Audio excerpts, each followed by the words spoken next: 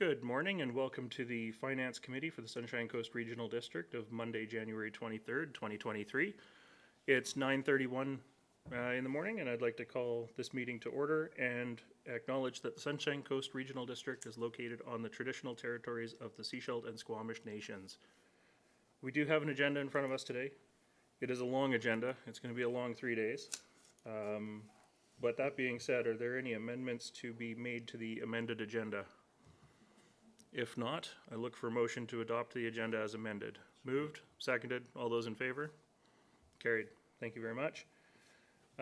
We've got a long list of presentations and delegations ahead of us, plus a longer list of staff reports. So I'd look for a motion to receive all delegation materials and staff reports, please. Moved, seconded, all those in favor? Carried. Thank you very much. So first up, we are going to go right into community partners. We have over to CFO Perot first. Thank you, Chair. So in front of us today is a series of reports from our community partners. We provide funding to community partners who are already a regional district service. I'm articulating that or putting that in a public forum just because we do have a lot of requests to do presentations to the SDRD for funding requests during the budget deliberations, but these are funding partners that are already as part of a service of the regional district, already established regional district service. So we do have an amended agenda, as you've articulated. There was a lot of material, as you can see, a very large agenda, and there was a couple of omissions, so we've updated them. One is for the Sechelt Public Library, and also we received some information a little bit past the agenda production, so we've included it here. I did want to just articulate this is one of our first full or mostly in-person budget meetings since the pandemic, so thank you. Nice to see a lot of faces and have us all here together. So in front of us, and this is mostly for the people in the room, so apologies for those virtually, but we have a setup here, so we are just going to ask the people who are actually presenting to come up to the table in front. And there's some cameras there to turn on, and we'll help you through. If you have a presentation, that's the middle computer there. So if you have a presentation to present, we can just share it through the screen there.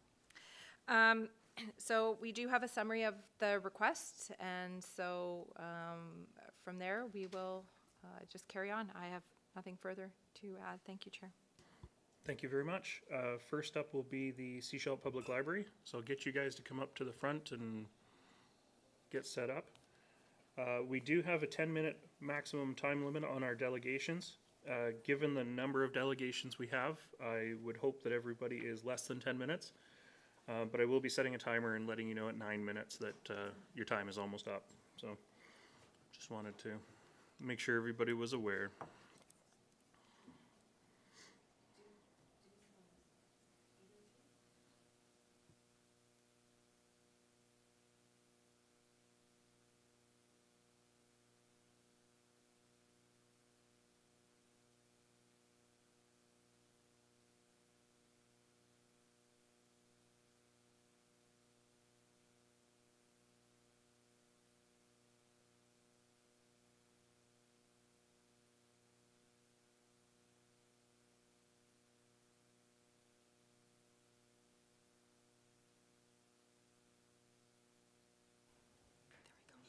Is that the volume? Is that the volume?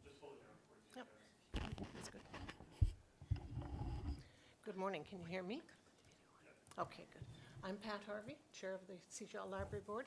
With me is Leanne Emery, who is the Library Director. And first of all, I want to thank you very much for the chance to be here, Chair Toft and Directors. This is the first time for me for a long time. And let us begin. I understand from the amended agenda you may just be first time seeing some of part of our requests, so my comments might not make a lot of sense until you've seen everything. First of all, behind me, I did not come alone. I have some members of the Sechelt Library Board and the Seashell Library staff who have joined us today, and I would like them to stand up. Can't see them. Thank you. We have worked hard this year, and as you've likely noted, our budget request in this year departs somewhat from our current funding agreement. Ms. Emery will take time in her presentation to explain why this has happened. What you're going to see in our request is changes in our funding that are fully supported by our board. We have spent many months working on this request when it became obvious that our current model of funding simply could not meet our needs due to various things that have happened over the last 2 years. It's our hope that you will be able to help us with the support we require to continue to meet the needs of our library by enhancing our funding. I thank you for this chance, and I'm now going to ask Ms. Emery, as our library director, to give you further details.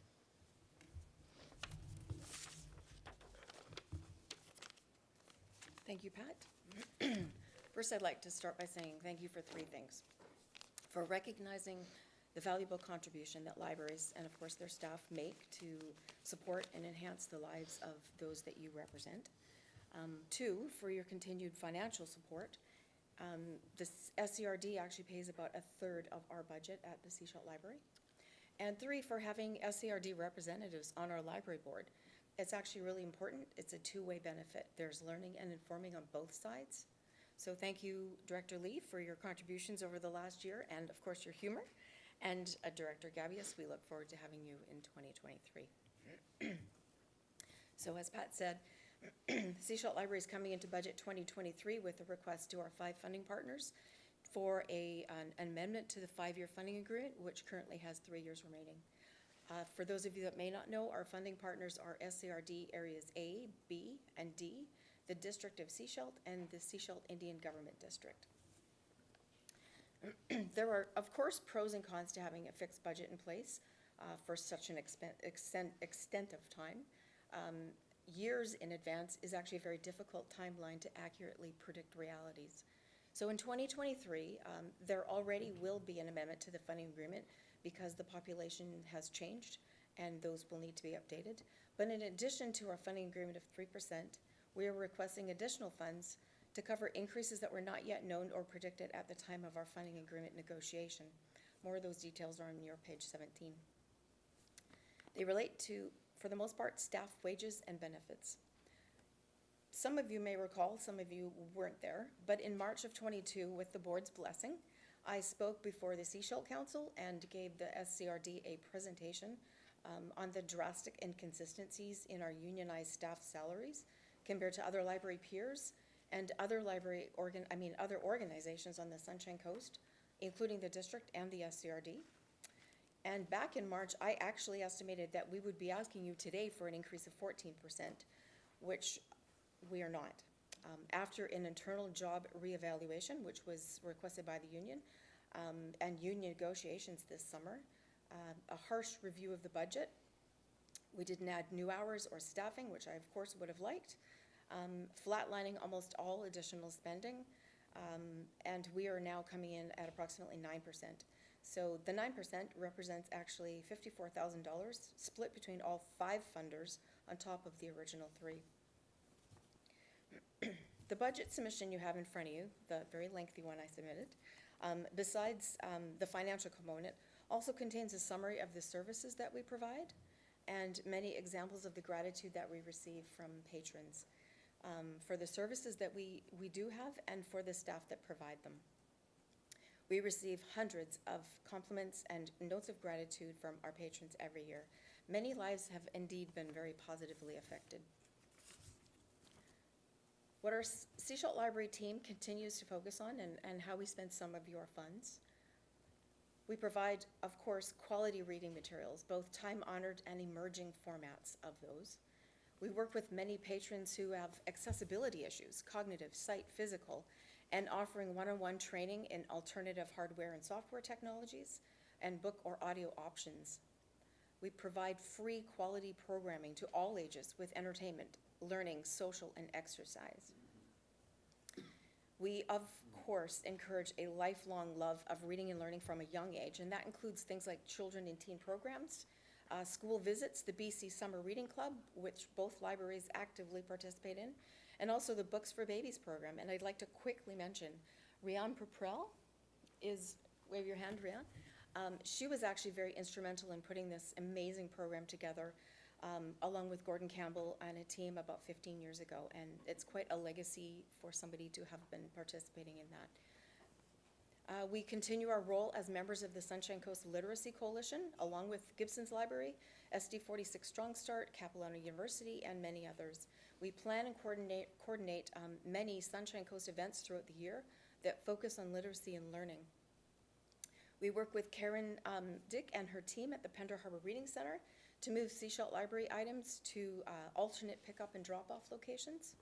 We work with new immigrants and the Welcoming Communities team at our library, and many, many other community partners. We sell SCRD transit tickets. This is, I think, our first full year. When there was a lack in sellers, we stepped up, and we this year sold almost 1,100. There was almost 1,100 individual transactions from our staff to help provide that service to our populace. We also work with the Community Volunteer Income Tax Program, where we set aside space, very small space in our library for 2 to 3 months for our tax volunteer, who comes and does free tax preparation for patrons, whomever they are in our library space. We do all the advertising and the administration for that. We provide a lot of online options, not only books and magazines and newspapers of international caliber, but incredible amounts of professional courses, project management, language training, multiple genealogy resources, French language databases, legal education, driver training, and it goes on and on. The online options for patrons are incredible. We participate on some of those on the teams that select the materials that go into those online options. We are continuing our one-on-one and increasing it whenever possible or necessary, our half-hour technology appointments for people who very desperately need help with technology, with their phones, their cell phones, their laptops. We, last year, with just Jason alone, he did 500 plus private appointments, and he's in demand all the time throughout the day as well. And I have to say, our staff are incredible at helping people solve their technical issues, and as well printing issues, which now that we don't have a printer in Seashell, has become a huge issue with people needing assistance with very difficult government documents and medical-related ones, architectural drawings, passports, immigration. And lastly, we at the Seashell Library provide answers and help with almost anything. Like some of our bookmarks say, when you want to know something, you go to the library. Thank you. Thank you very much. And you kept it even under 9 minutes, so thank you. We're not going to be making decisions as we go. We will do all of the delegations, and then we'll make our decisions at the end of the presentations. But in the meantime, directors, do you have any questions for the Seashell Public Library?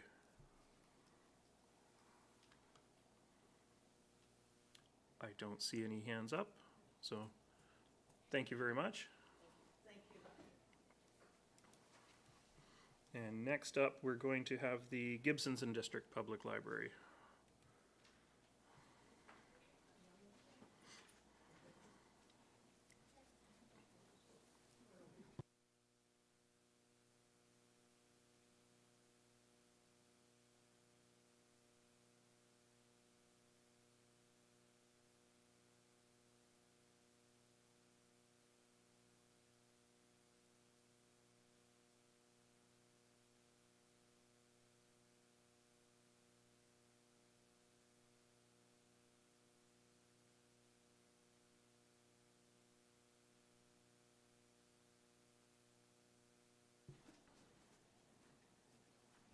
Good morning. Good morning. Morning, everyone. Thank you for this opportunity to talk a little about the Gibsons and District Public Library, which, as Tina said, is a service of the SCRD.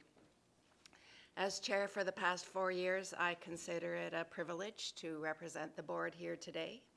We are a group of 9 committed library supporters, and 8 of us live in the SCRD.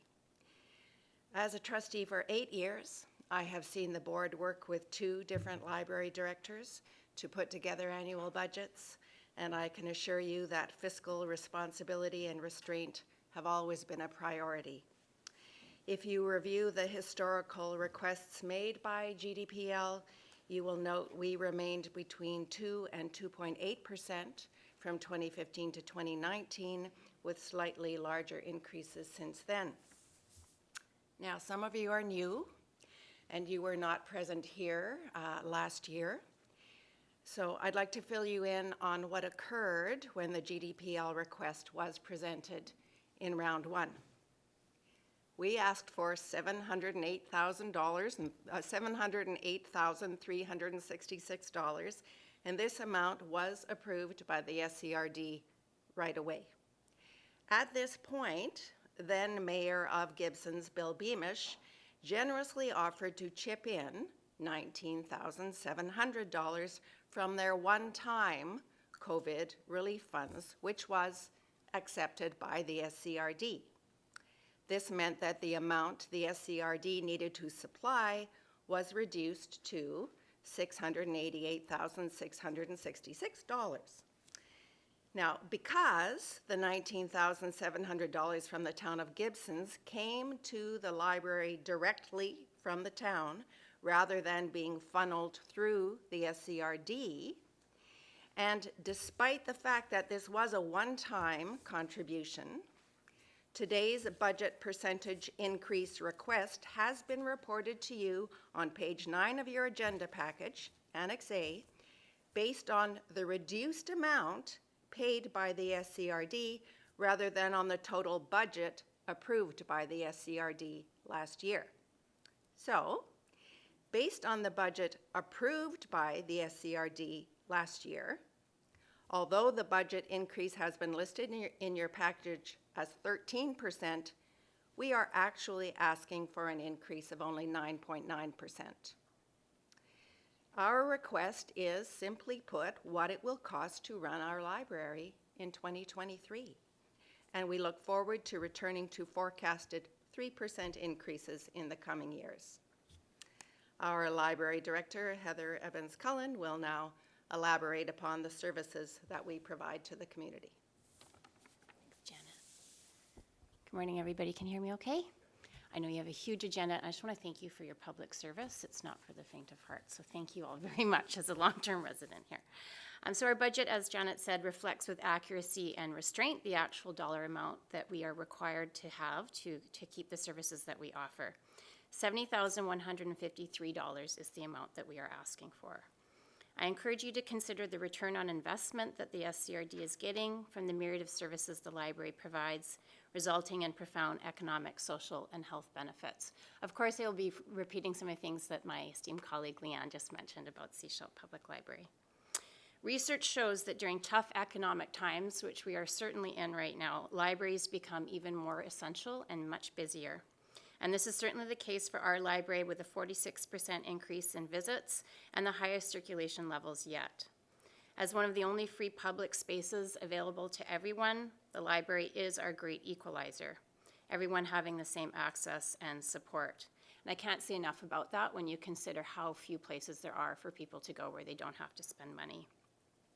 We've also become an integral emergency service in the heat dome of summer and the cold of winter. We are a place of respite and safety, particularly to those living with homelessness or poverty. We also serve as a government service provider, assisting public with forms, tax returns, benefit applications, etc. Our doors are open, you should know, full services 47 hours a week, 6 days a week from 10 to 5:30, with extended evening hours on Wednesdays until 7:30. The budget reflects the increase in cost of living and inflation, increased staffing hours, and the wage and benefit increases negotiated in our new collective agreement. The additional staff hours are required to meet the community need for tech support and service, and outreach to isolated residents, such as our monthly visits to Christensen Village. We have also expanded service and increased accessibility to resources with the installation of our new library locker, funded by our Library Foundation at the Gibsons and Area Community Center. This is a really exciting project that we did with the SCRD. And this innovative locker enables people to pick up and return their items at GAC, We've gotten used to that acronym GAC now. This budget requested will allow us to maintain staff retention and ensure we can continue to provide reliable service. Supplies, equipment, processing, and shipping are more costly, as are our print and digital books. Our programming in this time of polarized opinions, mental health challenges, and social isolation is essential as we bring people together in an authentic way that facilitates personal growth. Open microphone nights, book clubs, author events. You see people listening, actually listening to each other, even when they have differences of opinion, and a safe space that celebrates intellectual freedom. Story times, Lego clubs, youth book clubs, weekly programs have expanded to include a teen advisory group, writing groups, coding with Spheros, queer support nights, science workshops, and Dungeons and Dragons, my personal favorite to listen to. Kids not on screens, actually using their minds to create fun. It's wonderful. STEAM kits, as I know the Seashell Library also provides, have been highly popular, and we are now expanding those for adults. Technology. Wi-Fi use increased by 27% in 2022. Sometimes people are just parked outside in their cars using our Wi-Fi. Website visits by 13% and computer use by 10%. Online access is now a requirement of managing life, and we bridge that divide for folks that cannot cope without us. Library staff effectively assist community with every aspect of navigating life online, and we continue to offer robust bandwidth. We offer and distribute library cards to people who may be living with homelessness and do not have an address or phone number. We work with the Center for Equitable Library Access to bring materials in for patrons who may have disabilities. One of our patrons, Polly, who is legally blind, says the audiobooks she has received weekly has literally saved her mental health. I'm almost done, by the way. Supporting new Canadians and celebrating diversity like we did this past weekend with a massive Asian Lunar New Year celebration. We're the first place new residents come to. An example is when many Ukrainian refugee families toured the library and were set up with cards and resources. We partner with Welcoming Communities to offer a weekly support group for new Canadians and conversational English. Truth and reconciliation is a huge priority for us. We work to provide educational opportunities to learn about Indigenous culture and history through Kairos blanket exercises, hosting Indigenous speakers and authors, and profiling their voices. This year, we installed a territorial acknowledgement of the Squamish Nation on our CERC desk. Our library meets the SCRD strategic objective to support sustainable economic development as we promote and enable the development of human capital in our community. People use us as a place to work, use our computers, printers, etc. Our library has many effective partnerships with other organizations that are based in Seashell, including the Resource Center, Community Services, Hospice, and Capilano universities. They use us to provide essential services to Gibsons and district residents. In conclusion, the SRD's support for our community's public libraries is key to supporting the personal, economic, intellectual, and social development of our residents, and our capacity to deal with the many challenges of our time, which there are many, including the climate crisis. It is true that it has become more expensive to operate a reliable and high-performing service, and it is true that the additional funds we are requesting to maintain our service level is nominal when considered in the context of the services we provide, what it would cost to outsource them, and the evidence of positive impacts derived from them. We thank you for your time today and look forward to our continued work together to make our communities the very best that they can be. Thank you. Thank you very much. 9.5 minutes. Director McMahon, I see your hand up. Yeah, this is a slightly out there question, but in the last few years, between the heat dome and the smoke events that we've had, I started to become aware of how few public spaces with HVAC systems are available to people who are trying to shelter. And I'm wondering if any of the libraries have looked into getting some funding for that role that you're playing, specifically as a respite and emergency shelter. It's an excellent question. It's something I know all libraries in BC are looking at because and many libraries are partnering with the emergency response teams of their municipalities and regional districts. So yes, I'm absolutely interested and curious in seeking support for that because we are that place. And as Mayor White knows too, that we're often the only place in Lower Gibsons that people can stay warm during the day and seek the help that they need. So yeah, absolutely, it's a good idea. Thank you. Director White. I've got a couple questions. One is about personnel. Now I understand from the report there's a 2.75 collective bargaining increase. There's also I think the increase is 9% though overall. So does that include adding any staff? Yes, Yeah. we actually expanded our service hours, Mayor White, because we are now open on Wednesdays later than we used to be. And our library locker also requires additional staff time, as does the new, as Leanne mentioned from Seashalt, the need for tech support. We wanted to add hours to that and to our child and youth librarian's position because of the demand for that. So it's not just existing staff levels, it's additional hours for those services. And then also in our personnel, as you said, our collective agreement increase was 2.75, but increases to our benefits and pension, including negotiated benefits through the collective agreement, added up to that increase. Okay. And the second question, just on that COVID restart funding that the town granted last year.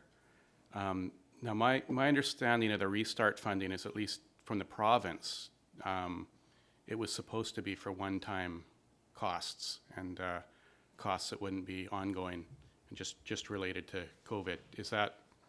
Was that something that those funds were put into? Because I kind of see them rolled into ongoing now. And Well, that's the case that our board chair, Janet, was trying to kind of clarify, and I think it was all with the best of intentions that Mayor Beamish at the time, former Mayor Beamish, offered those funds, but they were intended to be above and beyond our operational request. Frankly, they should have been above and beyond the original ask that was granted. They should not have been supplementing it. So that's the stance that we're coming I from. agree. It should not have been part of our operational budget, yeah. okay. Thank you. Director McMahon. Yeah, I just had a follow-up on my emergency role thing, but if the libraries in BC are advocating with the province for additional funding, since they are so parsimonious in how they fund public libraries, do tell us if we can assist with advocacy at the Thank you. provincial level. Thank you. Thank you, appreciate that. All right, thank you. I don't see any other hands up, so thank you very much. Thank you, everybody. And we will move on to the Roberts Creek Community Library. We don't have a delegation for that. So directors, are there any questions that you've got, I guess, that can be taken away and come back with at a later point? I don't see any other hands up. So we will move on to the Pender Harbor Reading Center. And I believe our participant, Karen Dick, is virtual.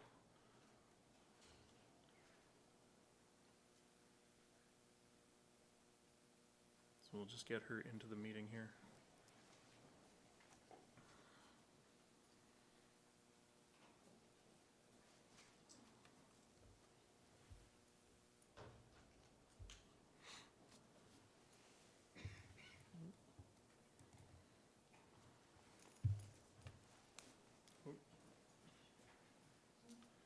Have we lost her? There she is. Okay.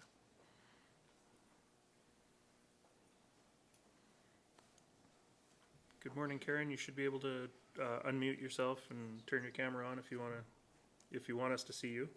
And yeah, I don't know if you've got any introduction for us. Good morning. Thank you very much for allowing us the opportunity to present to the SCRD board today. We're asking for a modest increase, and I don't have an extensive presentation. You have in your meeting notes a summary of what is going on at the Reading Center right now.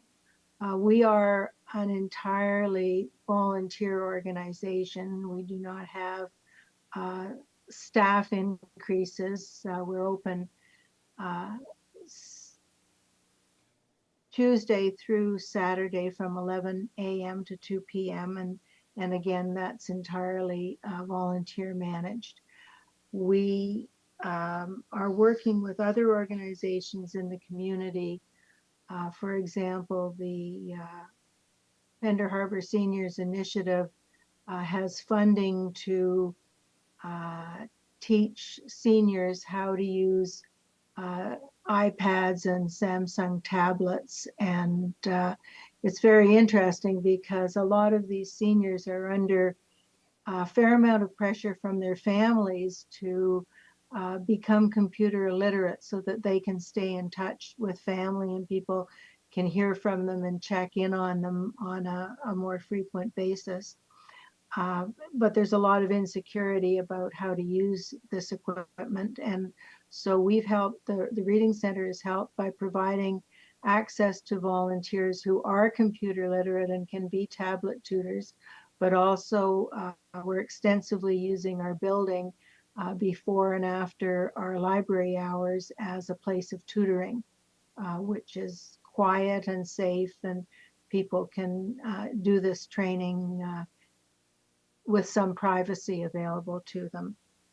We have also, last summer, we initiated a garden tour as a fundraiser, and we had 81 people trooping through 6 gardens in Pender Harbor with about, again, 25 volunteers involved in making it happen. It was great fun, and we raised $3,000. In part, this was in anticipation of the fact that we knew that we've had an angel donor who has donated $5,000 a year to us for the past 5 or so years, and we knew that that funding would be coming to an end this year, and we wanted to replace that chunk of our budget, and we're getting very close to being able to do that.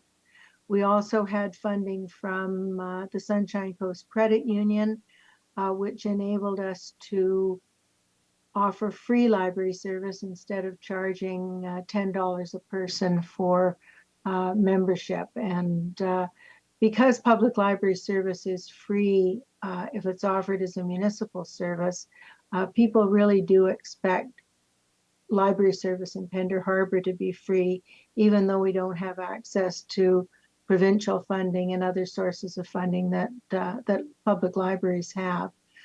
And it's also the fines and fees for service are a real barrier to having people come in and get library service, and we wanted to eliminate that. Other than that, there is not too much that is new. It's all covered in our summary sheet, and I'd be happy to answer any questions that you may have. Thank you very much. Directors, any questions? Look to Director Lee as it's his area. If he's got anything specific, go ahead.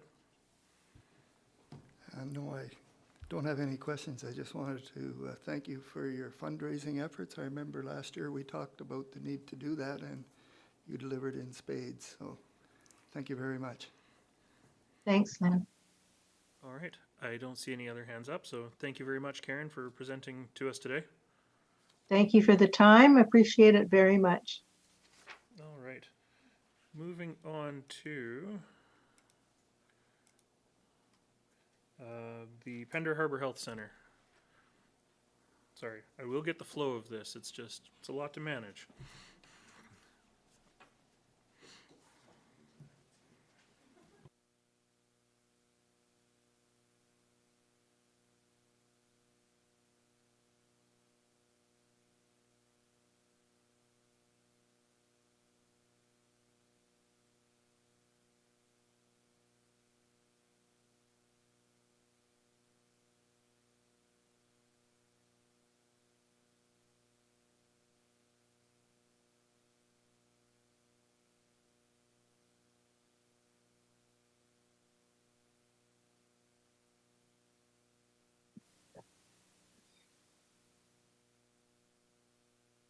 When you're ready, it's on. Okay, hello everyone. New faces this year. Welcome. John Rathbone. I'm with the Pender Harbor Health Center. I'm just going to specifically talk about our requests for additional operating funding. And I've had the following comments. As our buildings ages, now we're starting to see the increased cost of maintaining it. For example, this year we must replace a pump and an electrical pump panel in our septic system, costing over $5,000. In addition, our metal roofing is starting to show signs of repair as we experience minor leaks inside the building. Our repair and maintenance expenses to the end of December now is almost over $6,000 over budget. Even our insurance on our building increased this year to 9.2%, and we should know in the next month whether it's going to increase for the next year. We have kept our expenses down in other areas, but COVID-19 has tended to counter this by changing our methods of overall cleaning, which has increased our cost. We're asking for an increase of $7,000 over last year's funding, and it's down from what our request was for last year. And in summary, we appreciate the SCRD support in this manner. So maybe I'll just go ahead and. Oh, yeah. That's a good idea. Yeah. I thought I would do a brief review of what some of our services are, because I know there are a few people here who aren't necessarily familiar with the Pender Harbor Health Center. And thanks again for the opportunity to present annually and for the ongoing support that we've had. The Pender Harbor Health Center has existed as a community health center for 46 years, which is quite amazing. We're unique on the Sunshine Coast. We're the only community health center here, and we're a model of care that I think the province is looking at more and more in terms of helping to solve some of our primary care health system issues. So we are also a member of the BC Association of Community Health Centers. We sit on that board, and through that work we try to advocate for community health centers as a model with the Ministry of Health and the province of British Columbia. We were open for service all through the pandemic when many other health services were actually closed to the public, and that's kudos to our staff who willingly came in every day. And we saw quite an increase of service in the pandemic because people were looking for that in-person kind of healthcare service, which they weren't getting as freely in the rest of the health clinics on the Sunshine Coast. I also want to talk a little bit about the inadequacies of our building, and John has started to refer to some of that. I wanted to let you know that we work in partnership with Vancouver Coastal Health and the Division of Family Practice and the Seashell Nation, and we're part of a larger health service planning process on the Sunshine Coast so that we try to stay aligned with what's happening and be a significant partner in the health services on the coast. What we provide basically is a nursing clinic, which is funded by Vancouver Coastal Health, and that provides ambulatory care services, urgent care services, we provide lab services, and we have a home care nursing program which does care for frail elderly and people who are homebound, who can't really leave their houses, and also some on-call palliative care. Our nursing clinic provides wound care, ECG, monitors, so basically anything that you would find at the ambulatory care unit in Seashell Hospital. The purpose of the clinic is to provide services because we're at a distance from other services and there isn't public transportation to that area. We also have preventive and specialist types of services. So we have a chronic disease management program, diabetes program, we have a dietitian on staff, and these are the types of programs that help to keep people well at home and keep people out of the hospital. And that is, I think, one of the benefits of a community health center. The social programs we provide are geared to particularly, we have a large seniors population, as does the whole Sunshine Coast. I think we have the highest concentration of seniors in our area. Leonard, you might have more information about that than I do, but yeah. But we have social programs. We've just gotten funding to do Better at Home from our health center, so that will provide services to people both with some paid staff and volunteers for things like friendly visiting, light housekeeping, and those types of activities. And we have social programs like the Harborside Friendships, which are activities that seniors can do on a weekly basis that help to prevent that social isolation that I think a lot of people feel. We've got a wheelchair accessible van, a loan cupboard that provides all kinds of equipment, the same as what the hospital has, similar to what the hospital has. So things that people can borrow that they may only need for a short period of time, and it's a free service. Then we have community groups that come in to use the health center, like caregiver support group. Some of the 12-step groups come in, and those types of community programs. We were able to recruit a physician, which was a great thing for us in the community. He very quickly built his panel up to 900 patients. We have about 3,000 patients that utilize the health center, and we have about 18,000 individual visits to the health center in a year, so it's a busy place. So we are trying to recruit another physician. We're also trying to get a nurse practitioner up there. And then just briefly, we are a hub for other services like public health. Public health comes up and does well baby programming, immunizations, and those types of things. And we're a hub also for mental health services. So we have a psychiatrist, and when we can get a counselor, we have a mental health counselor, and they come from the Seashell team. We have a nurse practitioner also from VCH, and they do women's wellness and a youth clinic. So that's an overview of our services. I wanted to also just speak briefly about our renovation project, because we did receive funding over the last couple of years from the SCRD to replace the flooring in our center for a total of $37,000. So we are using that funding. It will be used this year, but the reason it hasn't been done already is because we are trying to do a larger building renovation that would incorporate putting in an HVAC system, and I heard a question about HVAC systems and the need for that type of ventilation and cooling. Many parts of our building don't have ventilation at all, which is really not appropriate for a healthcare center.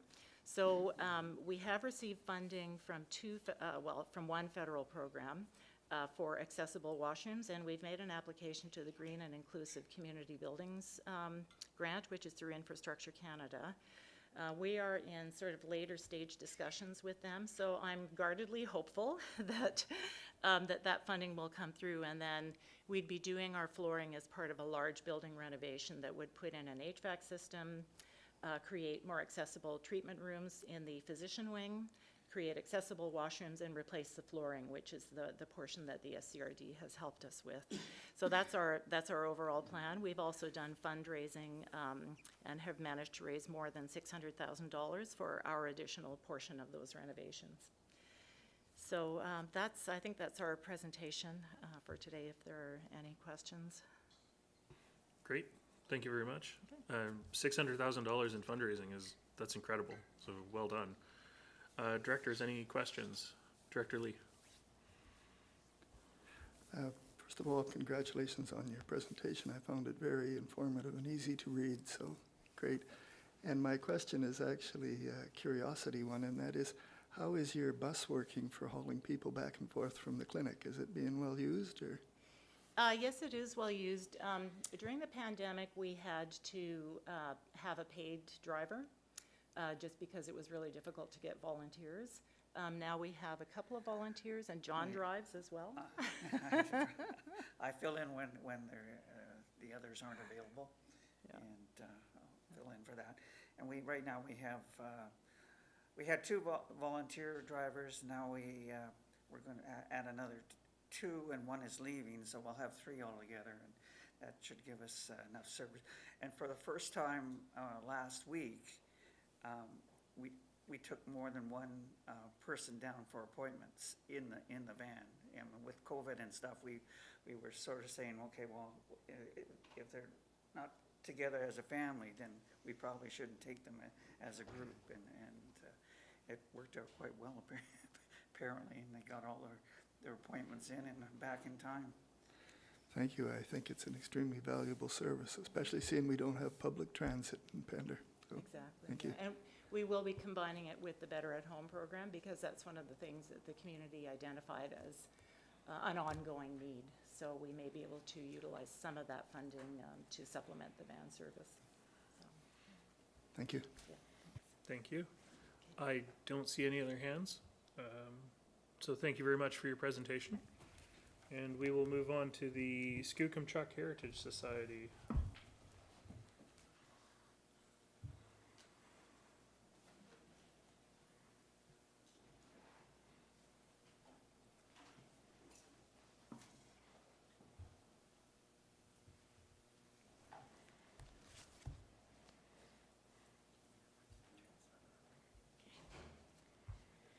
Good morning.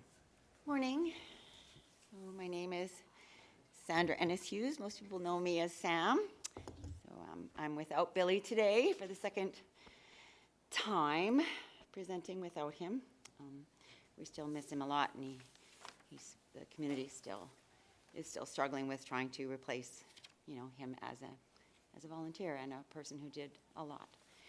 But in the meantime, I have just this one sheet. I think you do have it. I hope it's the same one. I had to print it off again this morning. I hope I printed the right copy. But I just wanted to say that last year we had a couple of bigger expenses than we expected. And one was because we learned that we had Federal Pacific electrical panels, one in the basement and one up in the upper floor. And when we found that they should never have been installed because that company had been sued and they are responsible for like thousands of fires a year and, at least a dozen or more deaths yearly. So we decided to replace those. So that was something that we incurred. And also our aging heat pump and HVAC system needed some repairs. And I guess also we had a theft at our building, so we had to increase our security, added some cameras. So we had like our big antique pot. Someone came and killed the tree and took the pot. It would have taken 2 strong men to carry the big cement antique planter away, but they took it. So anyway, we added security to the outside cameras. And I guess that's it, except thank you so much for your support. I did bring some cinnamon buns because we are next to the Skookumchuck Bakery and they use our services, and so anyway, bit of a bribe. No. Oh, We're you super can't use that word grateful. in here, but we will thank you for the cinnamon buns. Director Henderson, I actually saw your hand up before Director Lee, so go ahead. I just want a cinnamon bun. Well, you'll have to get up here then. Director Lee. Now I forgot what I was going to say. I want a cinnamon bun too. My plan is working. I did notice that you're actually asking for less this year than you did last year. Is there any reason for that? And would you accept the same if we happen to make that decision? Sure. Sure, we would. Billy was always really frugal and put in his money, and I followed in his footsteps and, often didn't take any pay. And so we're happy if you want to give us more. We try to be not a huge expense for you. Yeah, the reason I was asking, of course, is because I see a deficit at the end, and I wonder how you're going to cover that, so. So our total revenue was 84,000, if you see that, right? And then our total expenses were 77,000, so we actually got, have we got the same sheet? I think we actually made around almost 7,000 gain last year. So the answer is that you're planning on using money left from last year to cover your deficit of this year? Yeah, we thought that seemed appropriate. Oh, okay. Do you have any mad money in the bank? We have a little, yes. Okay, thank you. Thank you. Director McMahon. Yeah, I just want to say that this is the only group, I remember a few years ago, Billy coming and the board was saying, "Are you sure you've got enough money? Can we give you some more?" And he was saying, no, we can manage. We're very careful with money. I guess that's just our way of saying we really want you to keep funding us. So, Director Lee. I will note that Billy tended to reach into his pocket when it wasn't quite enough and never said a word. It just happened. So, yes, we miss him. Thank you. Thank you very much. Also I wanted to say thank you to Sunshine Coast Museums and Archives because they really reached out and helped us last year with, some of the things that Billy helped us with. I just wanted to say thank you. Perfect. Thank you very much. Okay. I don't see other hands up, so we're going to go to the Museum and Archives. I jumped over them by mistake, so sorry, guys.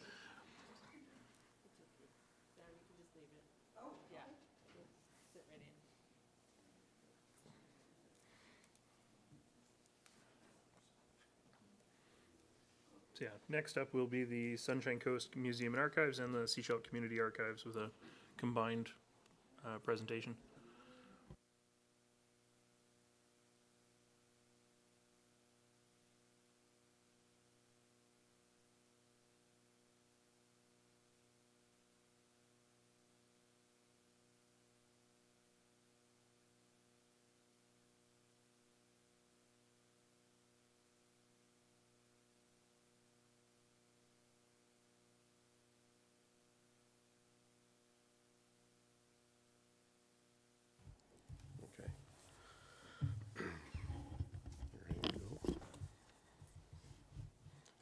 Good morning. I'm Larry Panonzik, the chair of the Sunshine Coast Museum and Archives. And on behalf of our board and members, I wish to thank the Sunshine Coast Regional District and directors, the Town of Gibsons and District of Sechelt and their staff for your ongoing support of the museum and the Sechelt Archives. Your support is key to our organization and we appreciate it very much. With your help and some awesome volunteers and our excellent staff, we're able to provide professional museum services for the Sunshine Coast and the community of the Sunshine Coast. And with me today is Matthew Lovegrove, our curator manager, our archivist Ann Watson for the District of Sechelt, and our treasurer Tor Olson. So I will hand it over to them to keep our timing and time, and I thank you all very much. You can all have that. Hi everyone, good morning. Thanks for having us today. Don't have any cinnamon buns, but we'll make it short and sweet, I think. So thanks so much for having us. I'm just hoping to give a little bit of a snapshot of the projects we're working on down at the museum, as well as our plans for 2023. So last year was our first year since COVID-19 began that we remained open for the entire year without closures, and really happy to report that through the pandemic, I think we were able to really create a comfortable, safe space for our visitors, staff, and volunteers. So thanks to all SCRD directors and staff for their support through these challenging years. And 2022, we welcomed over 5,000 visitors to the museum, getting kind of closer to our pre-pandemic visitation levels, which I think is a good sign. We are also continuing to show really strong growth in the development of our membership program. We've more than tripled our members since 2021 when our membership drive started, so that's also a good sign, I think. Looking ahead to 2023, I think our main goal is to return to our regular museum programming schedule. That's things like museum tours, workshops and presentations, and our quite popular museum school program with SD46. So looking ahead to early February, we're going to be conducting our strategic planning workshop with museum consultant Tim Willis. Tim's coming over from Victoria, and he's quite a wonderful gentleman to work with. And the result of our 2-day planning session will be our 5-year strategic plan to guide our growth in the coming years. And this winter, we're also going to be putting the final touches on our HVAC project. So we worked with engineers from the Canadian Conservation Institute over in Ottawa, just a wonderful organization. So they put together a report outlining how we can improve our HVAC system at the museum. And based on that report, we have installed a mini split heat pump system as well as dehumidifiers in the museum space. And so that, of course, increases the collection care capabilities as well as our energy efficiency and the comfort of our visitors, which has been a really great project to be working on. So 2023 will also be the second year of our 3-year service agreement with the District of Sechelt. And we have been assisting in the operation of the Sechelt Archives. It's been a great pleasure to work with Ann Watson at the Sechelt Archives. So we're looking forward to continue that in the coming year. And all the indications are it's going to be very busy, and I would love to invite all of the directors and any SCRD staff to come to the museum sometime for a little bit of a tour, a little walkthrough. Maybe after all the budgeting busyness dies down, we'll send a little bit of an email out, and I'd love to have you down for a little bit of a tour. So I'm going to pass it over, I think, to Anne to say a few words about the Sechelt Archives. First of all, thank you to the District of Sechelt and the Sunshine Coast Regional District for 26 years of great support and interest in the Sechelt Community Archives. In particular, thanks to the museum. We've worked over the years, and now I'm really enjoying this new partnership. And they've taken all the nitty-gritty stuff and do all that. I get to do all the interesting things. But I must also thank my volunteers. I've had 8 very loyal volunteers over the years. 3 are now deceased, but we still have 2 others. Jana Ansel's been with us for 14 years. She runs our website, designed our website, scanned all 5,000 photographs, 100 letters, and 25 oral histories, which she's put on, and she looks after that. Also, our Facebook page, she looks after that. Our new volunteer is Iris Lowen, who was the librarian while I was in the archives were in the library. As you know, we're now above Trail Bay, above the Royal Bank building in Trail Bay Centre, thanks to the generosity of the Clayton family and the Trail Bay Estates. I'm hoping to work with Matthew on projects next year. Heritage Week is coming up shortly. I'm hoping to put an article in the paper. I've been doing that for the last, I think we've had about 15 articles published in the Coast Reporter over the years. We have an archives brochure available in the Visitor Centre, and a self-guided walking tour of downtown Sechelt's available. Historic plaques have been installed over several years ago, 8 of them in and around downtown Sechelt on the historic buildings. I've given several talks to organizations and groups, and along with Matthew, we've had displays at the Antiques Roadshow, Canada Day, and at Gibson Sea Cavalcade. Thanks to the generosity of the District of Sechelt, with 2 grants, we prepared an inventory of Sechelt and District's architecturally and historically significant buildings, and we also had the Helen Daw collection, which is the nucleus of the archives. That's what started us 27 years ago, 25 metres of her records. We've now grown to 128 metres of records. I've also prepared histories of Sechelt's downtown streets and avenues, and histories of Red Roofs Road, Wilson Creek, Davis Bay, Selma Park, Tawannock, Sandy Hook, West Sechelt, and of Jack Main, whose house is the dentist's house now on Cowrie Street. He was the first notary public. 60 students have used the archives over the years looking for information on Len Van Egmont. There's a very substantial scholarship is available to them, and we happen, thanks to Helen Daw, we have all the information about Len Van Egmont. I've also worked with Diana Robertson at the Sechelt Arts Festival for over 15 years, and hope to continue that this coming year. In the archives itself, we have records from 31 organizations and 155 individuals, and mainly records to do with Sechelt and District, because that's our mandate, and I'll answer any questions now. Nope. Okay. Thank you. I did forget to say we work closely with We have a very cooperative heritage group up and down the coast, and we really all get along very well. So don't go anywhere yet, Anne. Don't go anywhere yet. I think we're gonna finish the presentation, then I saw at least one director had his hand up when you asked about questions, but we're gonna finish the presentation first, so you stay put. Okay. Go ahead. I'll be brief so you can get to your cinnamon buns, but our funding request for the museum is $96,400.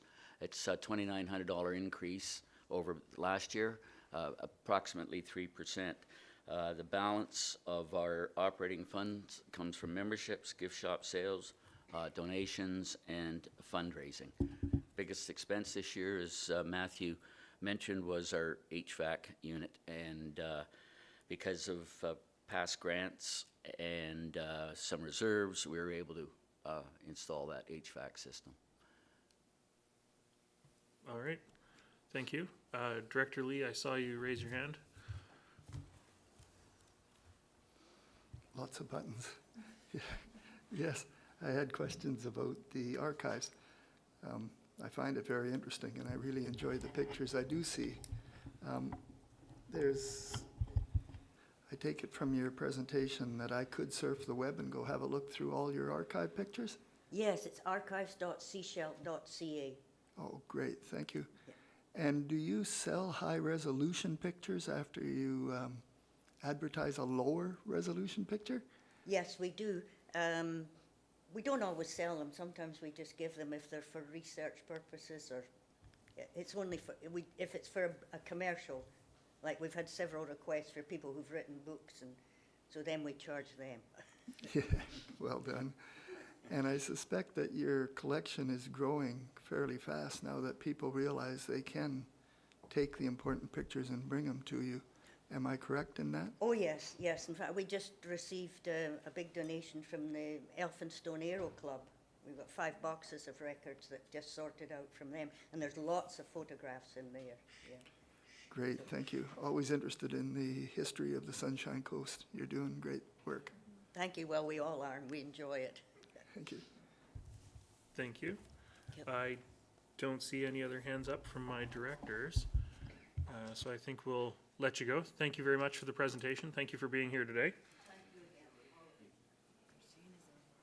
Next up, we're going to have the Sunshine Coast Community Services Society Youth Outreach Worker Program, and I see Shane online, so we will promote him into the meeting.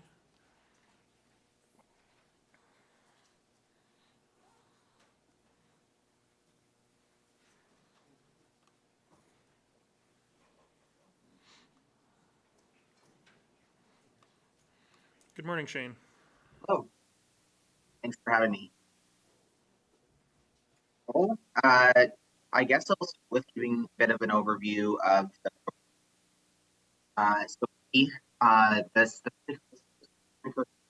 Sorry, Shane, I got to interrupt you real quick. Your audio keeps cutting in and out. I don't know if you can bring your microphone a little closer or what's going on.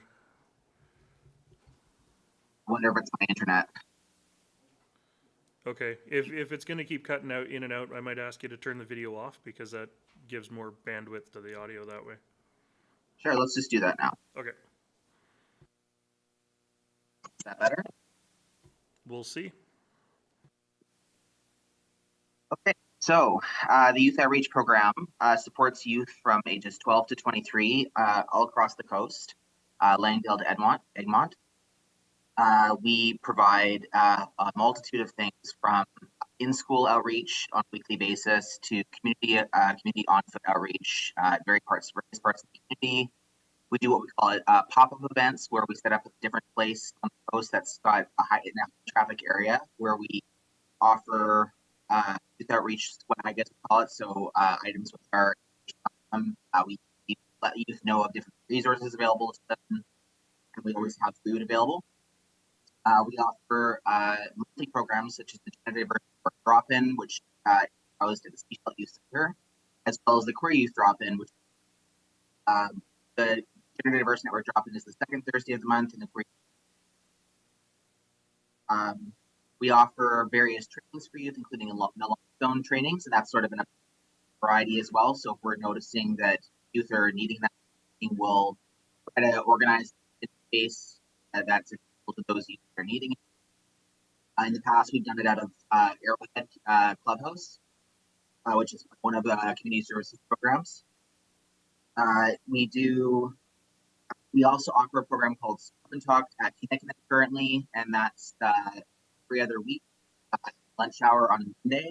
That's an opportunity for 6s and 7s to come to a youth worker and about things that are going on, anything from mental health stuff to the exploration to how to deal with dating. And that program has been very successful, and other schools have been asking about it as well and hoping to expand further. In terms of we've had over 500 connections with youth via outreach, whether that be in schools or in community. Most of them are around 16, 17, but the second most would be 13, 15 years old. We've got, in terms of identified, again, this areas that have been identified, mental health is this one. And this year we've had an uptick in youth dealing with housing insecurities. That's anywhere from couch surfing to, next month, so it's a variety. And then we've also been an uptick in grooming and exploitations, increasing our connection based youth services to try and give youth tools they need to this when they're being targeted, and the language and how to safely get out of it, resources within it. Shane, I'm sorry, but your audio is continuing to break down, at least here in the room. So I think I'm going to have to, unfortunately, cut you off of your presentation. I mean, we do have the materials you've submitted, and I know some of the directors are familiar with the work that you do. But if it's all right with you, I think I need to stop the presentation, because we're only catching about half to 2/3 of what you're saying in here. Oh yeah, that's pretty terrible. Sorry about this. I don't know why. Yeah, for sure. So I will just look to directors to see if they have any specific questions about your submission here. Sure. I don't see any hands up, so thank you, Shane. Sorry for the technical issues. No problem. My apologies too. Thanks for your time. Thank you very much. So next up, we have the Half Moon Bay Chatelet Community School Association.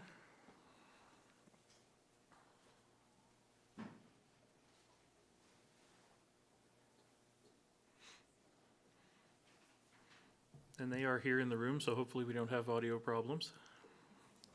Hopefully.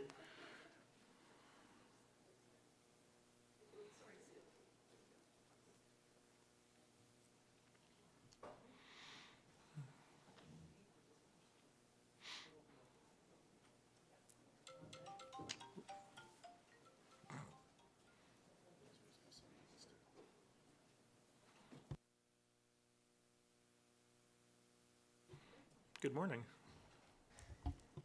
Good morning. Ooh, there's my voice. Okay.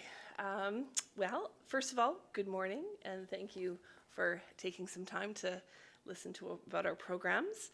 I want to thank you for your funding for our tween nights. It's always been a well-attended and safe place for our kids to be on a Friday night. Tween Night started as a drop-in, in-person program at the school on Friday evenings. When COVID hit, we had to reinvent ourselves and provide online programming where kids could still connect with each other. As we slowly return to our new normal, we are providing a little bit of everything.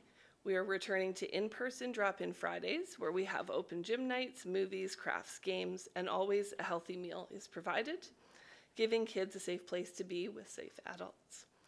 We have hired a grade 11 youth mentor to help with the program, giving kids a cool, friendly face and a connection to the high school. But we also saw the value of our online programs.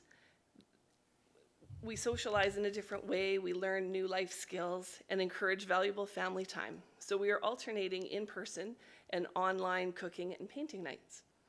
In the cooking sessions, students take home a bag of groceries with ingredients needed for the recipe for the evening. Later on, we zoom in all together with our celebrity chef, who guides us through the recipe all together. Kids learn safe food handling of ingredients. They learn about their ingredients and different kitchen skills. And many of our younger participants will have a parent act as their sous chef. At the end of the session, kids learn how to plate and serve the meal, and then after we log off, they serve dinner for their families. All the meals have vegetarian options. Ooh.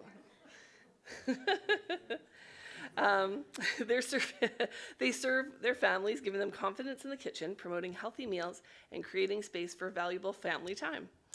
I've had kids tell me they remake their recipes and cooking for their families on a regular basis.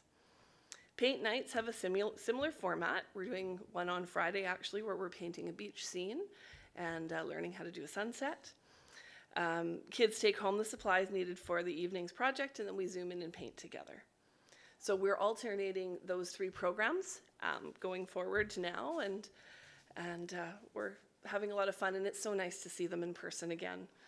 I would like to again ask for your continued support of this program with our ask for $2,700 for our Tween Night program. And your support really is vital in helping keeping our kids healthy and safe and cared for in our community. So thank you very much. And I'll hand it over to Sue. Thank you. Do you have questions for Wendy before I go? No, you go ahead and do your part of the presentation, and we'll do them all at once. Okay, thank you. So I'm Sue Lamb. I have been working with Wendy for decades. I've been a coordinator at Half Moon Bay Chatleach Community School for almost 30 years now. And this part of my job, the Restorative Approaches Coordinator, is funded through a grant that we've received from you for quite a long time now. So I sent in my report. Did everyone get a chance to go over the report? Okay, so you have a good sense of kind of our history and what we're up to at this time. I brought something I thought might be helpful. Last year, along with Kate Kerr, our superintendent, we did up a poster for all our schools, just the kinds of things that we can offer. Can I interrupt you real quick? Tara's going to take the handouts from you. We've got people online, so you've got to stay at the microphone. Otherwise, they can't hear you. Got you. Thank you. So actually, may I have one, Tara, just because I need to kind of refer to it. Thank you. Awesome. Sorry about those of you online. I didn't realize it was going to be what we call hybrid, I guess. So anyway, this gives you an outline of the kinds of services that we provide through your funding and through other initiatives by School District 46 and by the Restorative Justice Program of the Sunshine Coast. We do peace circles in classrooms, and that's really a way of creating really positive community and connection for students and staff. We provide positive discipline in the classroom, which I mentioned in my report. Many, many teachers in our district have done this training, and we will be offering more spring break this year. Our trainer is Sarah Joseph, who lives in Roberts Creek. She also works for School District 46, and she has done enough training that she can train daycares, schools, and she can also train parent facilitators, which is what my training is. We also provide a lot of parenting programs, not necessarily through your funding, but because it is the same program, it really does dovetail, and your funding does support this. Our early years programs offer child development classes. So this winter, for instance, we offered positive discipline on Zoom, positive discipline in person in Gibson's, and positive discipline in person at Seashelt Early Years Center. So 3 times a year, we offer 6 weeks programs of positive discipline, as well as our other parenting programs through early years. They very much support a restorative approach, which means relationship-based parenting, non-punitive and we're so excited just how things are growing and growing.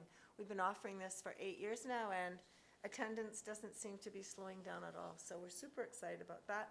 I have these posters just as an idea of what we're doing. And I also brought posters for, this is a picture of Sarah, who I mentioned as our trainer, and myself. We're doing positive discipline for teens at the Early Years Center on February the 4th. So we often teach together, whether we go into schools or working with parents, and it's been a really lovely evolution, I think, of restorative approaches. So I think I'll just entertain questions, both of us. Anything you're wondering about? Any comments about circle process, or if you've heard of positive discipline? Any comments? Great, thank you. Director Stamford, I see your hand up. Yes, thank you very much for your presentation and the work you do. It's really exciting to see that this is among many projects that we're seeing, but it's a good start for our kids. I'm trying to get a sense of numbers. How many children are participating in your, or did participate in your online cooking, for instance? Yeah, oh, sorry. Yes, the online cooking classes, we usually average about 15 to 16. And that's really with the Zoom and being able to see everybody and everybody being able to ask questions. And so 15 to 16 are the numbers for tween night. Painting is about the same. And our drop-in nights at the school, we range between 20 and 25. 20 and 25. And then a question about how many teachers are making use of your positive discipline class? Well, presently I think we have 5 schools that have done school-wide training. Okay. So over the last 2 or 3 years, which means in each school we're sometimes looking at 10 to 15, maybe 20 staff, but then staff move. Yeah. So they're kind of scattered all over. Most of our principals have had experience with positive discipline. Presently, Madeira Park is doing they're on their 3rd year. So we are going in regularly to work with them, and their principal, Sandy, is using a different focus each week. So they're very actively working on this and really incorporating circle process, or what we call family meetings. Kinnickinnick was another recent school that's been trained. Roberts Creek, Half Moon Bay, that was some years ago. So, and then, as classroom teachers move, but that's partly why we offer it regularly, so that new teachers to the district or teachers that have moved to a different school can update. Jan Smalley and I were at Half Moon Bay on Thursday. There's several new staff there, and I think we met with 6 or 8 of them, and all of them expressed interest in learning more. So, Thank you. Okay, Director Gabias? Just a quick comment. Hey, thank you so much for the presentation. And just so the directors are aware, there's not much in Half Moon Bay that tweens can do. Not a whole lot of social gathering places. So thank you for keeping them busy and out of trouble. So yeah, thank you for all your good work.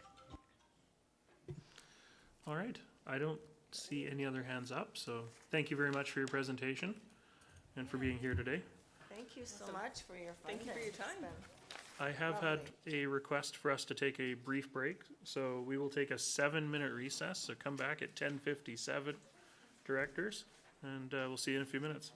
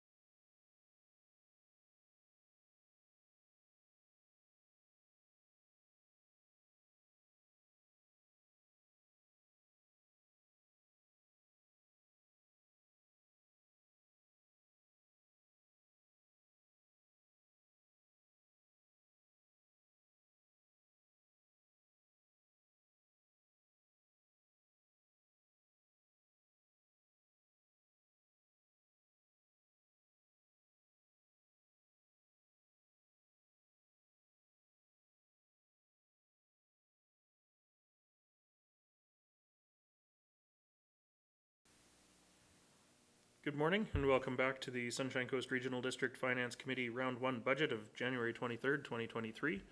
Next up on our agenda, we have the Seashelt Community Schools Society, and we've got Ted here in the room, so we'll turn it over to you. Thank you very much. And thank you to the board for funding the Seashelt Youth Centre over the last 12 years, I think, 10 years.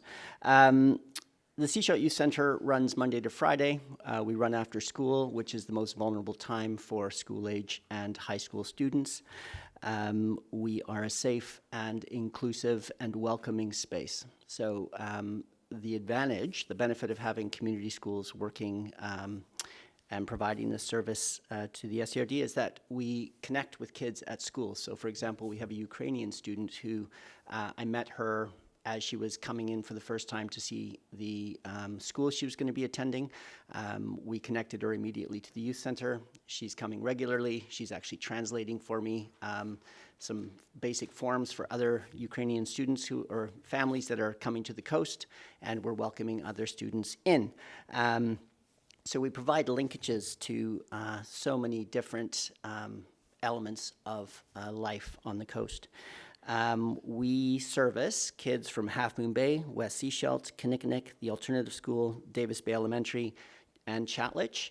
And we also have some homeschooled students.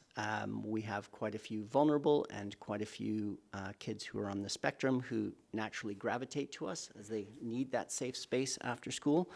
And because we're centrally located, it makes, as a bus hub, we are able to service all of those kids. Last year, we had 1,711 kids attending. This year, as of December 23rd, when I did the stats, we're already at 1,115. So we're at 65% of last year's attendance, and we're at 43% through our operating year, as we were closed for a few months a few weeks during the summer, and then run through until the end of June. We're just so happy to be able to provide this service. We have 2 staff that work, and of course the staff are the most important piece. Relationships are the most important piece. It's what makes a safe space, a space safe for youth. And we're having trouble attracting staff, and been, I suppose, a little bit guilty of being nonprofit and saying, well, people's hearts are in it. They'll work for very little money. But the bottom line is that with just the economic situation that it is, we need to be able to pay staff more. So I know I've made a significant ask. I think it's a 20% increase. We don't increase yearly. We've sort of operated as we need to. So we've asked for a $7,000 increase to the youth center funding budget. That would go straight to staffing. It would not affect any admin or any of the other pieces. I've also applied for an increase to our gaming funding so that we would take care of all other expenses, and just ask that the regional district help us with that staffing piece, because again, that's just essential to making sure that the space is safe. If you have any questions, I welcome them. Perfect. Directors, do you have any questions? I don't see any hands up. All right. Thank you very much for your presentation. Thank you. Next up, we have the Pender Harbor Community School Society, and I believe they are participating electronically, so I've promoted them. We'll just give them a moment to get into the meeting.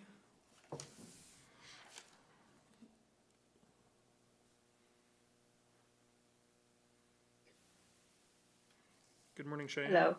Good morning. Hi. So I'm Cheyenne Howard. I'm here at the Pender Harbor Community School. I wanted to start off by saying thank you for your continued support. When I started my position here at the community school, I severely underestimated the amount of support that helps to give community members, students, programs and activities. So it's incredible, and thank you very much. So I'll be addressing the budget request for our recreation program and for our youth program. normally that's Darcy and Paula, but it's me today. So the opportunity and accessibility that is made with the help from the SCRD is so appreciated, and we just need to maintain it for now. So we're just asking for the recreation program. We're just asking for the same amount that we received the year before, so $41,100. And for our youth program, same amount again, it would be $15,000 for that. Focusing on our recreation program, we use the funds to provide recreation programs to our community. These include after-school registered programs for elementary school students and high school students, arts, sports, gymnastics, fishing, cooking, sewing, as well as drop-in and registered programs for older students, adults, and seniors. We do movie nights. Again, those are for kids too. We do floor hockey, field hockey, and pickleball, which is very popular. And we also provide accessible certification and education programs. Investing advanced care planning was really a good one. First aid and food safe, and those are accessible to anyone who meets the age threshold that the facilitator has. We also do cultural storytelling, literacy initiatives that include the whole community. We do our best to minimize the cost for all of these programs, so it's accessible to as many people as possible. Shifting our focus to our youth program, Darcy Murray is still our main contractor staff. And so the youth program has two areas of focus, which is the youth restitution part and youth drop-in. So with our youth restitution, it's a dynamic program. Darcy works closely and provides support to the individuals who are in need of the program. And she works with other organizations and helps guide the individuals through the process as they need. Working with referrals and outside support. With our drop-in activity portion, it is always changing. We change it to suit what the kids and what they need at that time. So this year, or 2022, we maintained our usual summer lake day drop-in activities. We had our main hub here in Madeira Park at our community school out on the field just for a central location, working with our lack of transportation in the area to make sure that the youth were able to access the drop-in activity. There was also spring break drop-in activities, and we did a creative club here too, which was about 5 to 10 people. It went on for a couple of months every Sunday. And then we do offer our general drop-in sports and art program, and Darcy will be there to support. There was a big need in basic necessities such as nutrition, housing, and security and family support. So Darcy provided drop-in just for those to provide, help and guidance on how students can access those types of supports. By being just a face at the school or in a community central location. Before our holiday break, we, as a community school, went over to the high school and did a whole school-wide ornament decorating drop-in. So the students all got to decorate an ornament, and we hung it on our community Christmas tree. And that was really great, and it was a positive experience, and we were able to spend time and see where the students were at and what they needed. For both of our programs, we work closely with other organizations in the area, and we have our monthly community team meetings. So there's representatives from the Seniors Initiative in our area, the Pender Harbor Pool, and the Pender Harbor Health Center. And we work together with them to create diverse programs, and we collaborate and coordinate with upcoming programs to make sure there's no overlap or dates are working. And it just helps us reach everybody in our community, make sure everybody is being supported.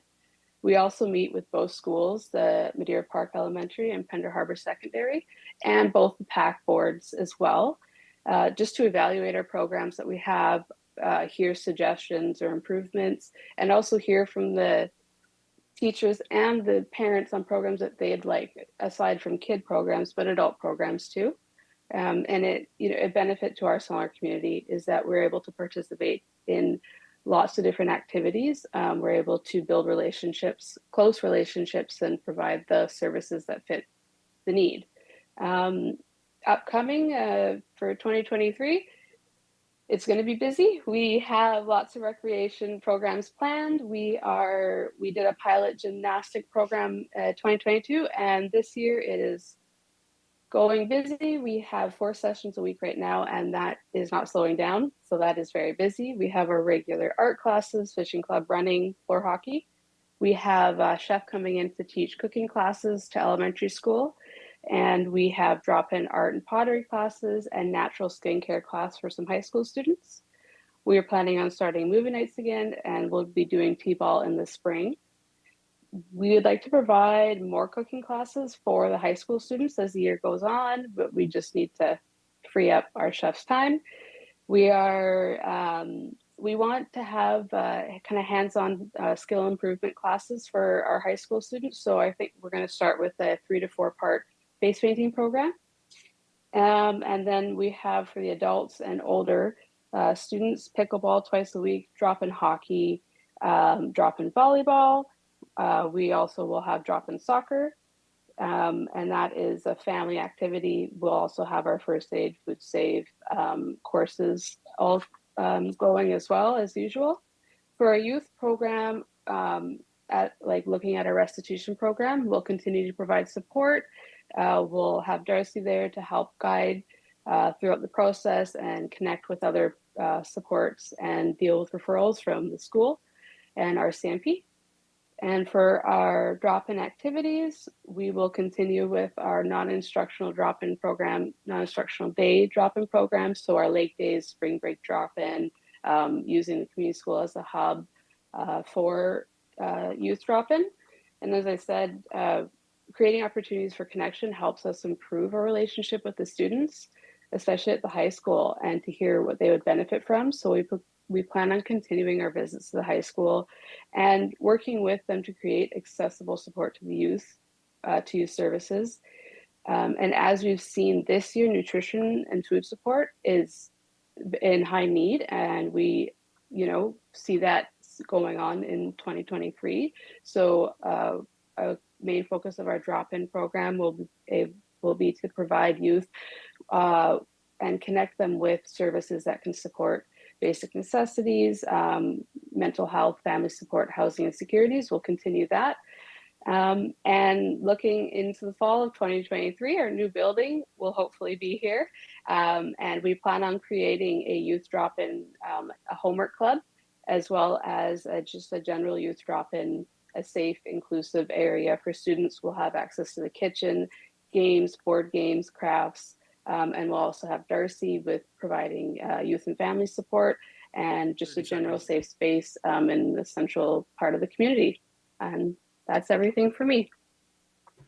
Thank you very much. Directors, any questions? Director Lee. Got my hand working. No questions. I just wanted to say how much our community appreciates the work you do, and actually just amazed how much in touch you are with the youth of our community.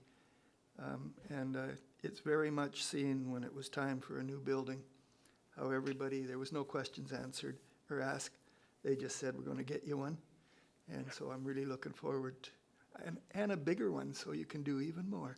So thank you for all you do. Thank you. Thank you very much. Any other questions from directors? I'm not seeing any, so thank you for your presentation today.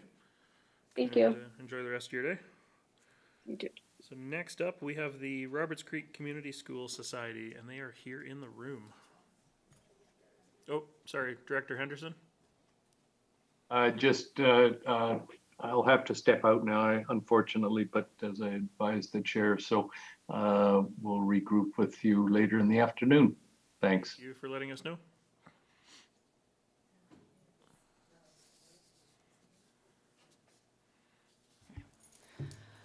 Good morning. My name is Sheila Wilson, and I'm the coordinator at Roberts Creek Community School. I just first of all want to thank all of you for the role that you play in the community. I know it's a sacrifice, and I know that it's not that you're paid royally for your work, so thank you for all the time. And I know these are also probably the softball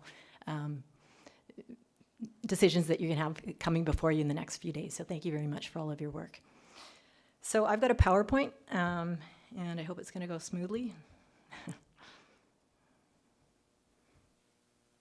Let's see, share a screen. Tara, you're going to probably have to come up here and give me a hand. Oh, I guess it's because the trackpad's not working very well. There we go. Yeah. Okay. And then to advance, I'm just using the arrows, and I want to get to the presenter view, I suppose. Okay. I still may need you. Can't see what's behind here. Sorry, I don't know what this computer. So I'm just trying to get to the presenter view. So I'll start talking. So the first thing is that we have feedback.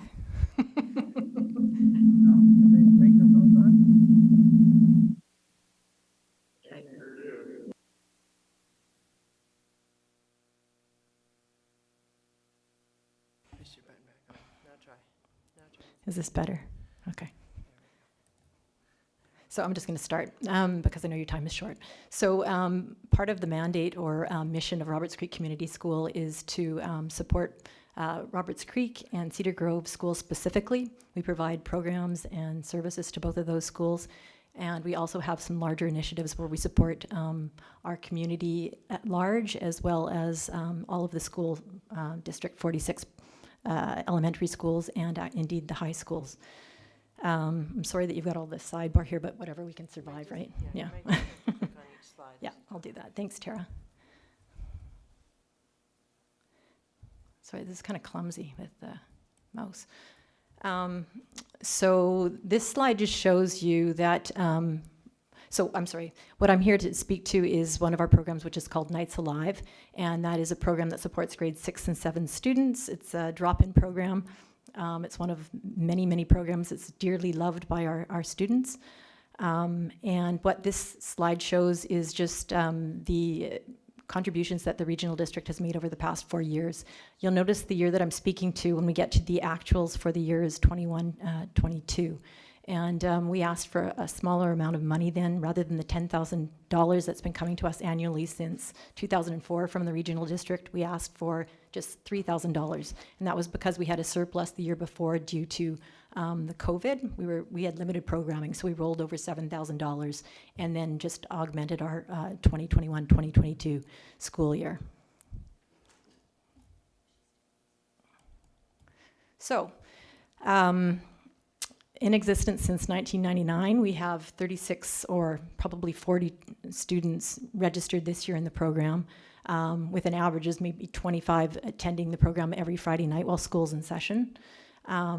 It's a safe space, as Ted had mentioned with his programs. It's a safe space for kids to recreate and socialize, and we are really proud of the staff that we have. The funding that we get from you allows us to pay our staff, not royally, but pay our staff well. And we have a really strong, experienced team of staff. What we also look to do is support very strong peer-to-peer relationships. So the program runs every Friday from 2:45 to 5:30 p.m. It's open to grades 6 and 7 students. It's free, it's engaging. We always have 2 to 4 staff on site, and food is always part of the equation. It's a key to the kids' heart, and they need it after a day of school.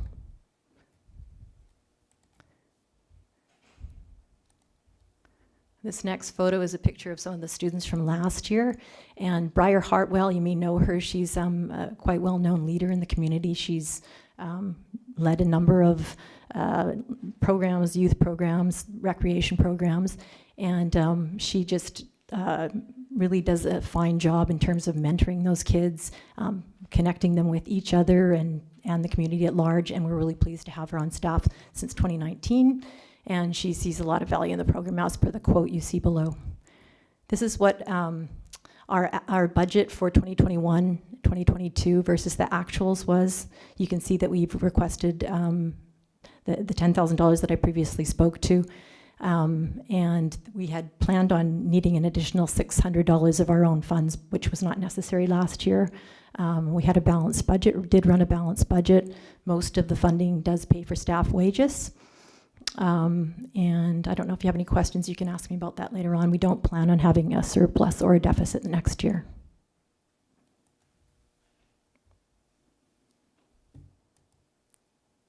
Just gonna have to get down to this next one. Okay, so we get really great feedback. We work closely with our elementary school staff and teachers whenever there's something. There's often things that come up dynamically between kids of that age, as you know. And so we do a lot of problem solving with the teachers. So this is a past teacher from Roberts Creek. He was also principal for a number of years. His name is John Lucier.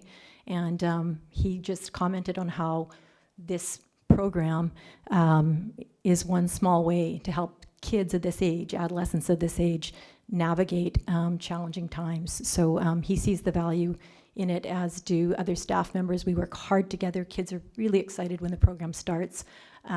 They're always looking forward to it. I would just appreciate it deeply. This is our 5-year, it's in your papers. It's just the 5-year plan. And we have forecasted for a very modest 1% increase over time, which is just, again, inflation, not realistic, because of course inflation's much higher than that, but we are able to manage with the amount of money that we're getting at present. And again, most of the funding that we receive is going to staff wages. These are some of the testimonials from students that we've had participating. These are this year's students, and they do love the instructors so dearly. Samir Yusuf, who's pictured in the top right-hand corner, is one of our program leaders. He also runs mountain biking programs for the kids. Really connected with all of the kids. And as you can see here, one of the students thinks he's the best guy in the whole universe. And another student just comments that it's really neat to sort of deviate from classroom activities and do these other kinds of things like bonfires at the beach. They took advantage of the Seashell Aquatic Center last week and did a little field trip there. So thank you for your funding of that as well. We're very excited this year because we're going to be working with one of our other partners. We have one of our initiatives that helps transition youth from grade 7 to high school, funded by the United Way of British Columbia. And so this year, what we're going to do is there's a future leaders component of that, which trains youth to be strong leaders, as well as provides them with other opportunities. So we are going to fold in 2 of our youth mentors into this program, and they will then be helping these kids transition to high school. They'll be job shadowing with Briar, who you see pictured down, crouched down on the left-hand side, and with our other youth, other leaders. So we're really excited to have that added into our program. And lastly, what I'd like to say is thank you so much for the many years of support, and I hope that you'll see this as an easy yes, just $10,000 for next year. Thank you very much. Thank you very much Any for your questions? presentation. Director Bax, I see your hand up.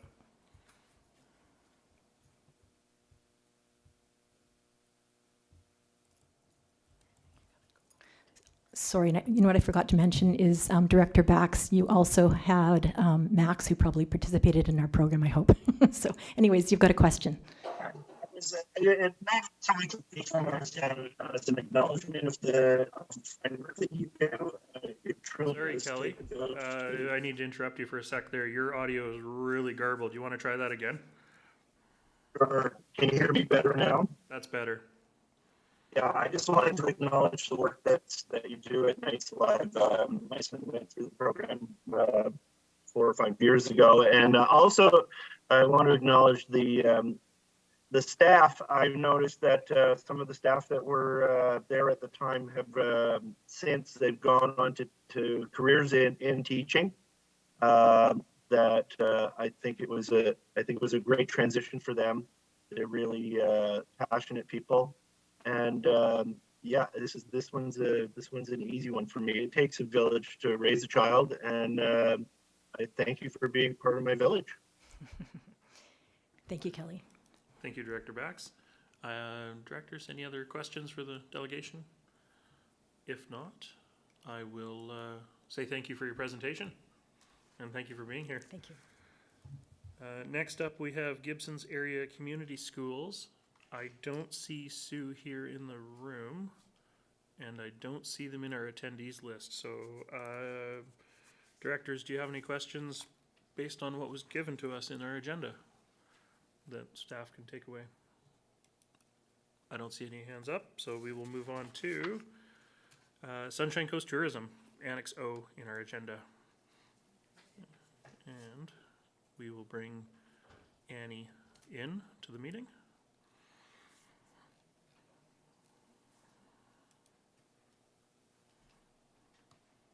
Good morning, Annie. Hi. Let's see, get my presentation going here. Let's see.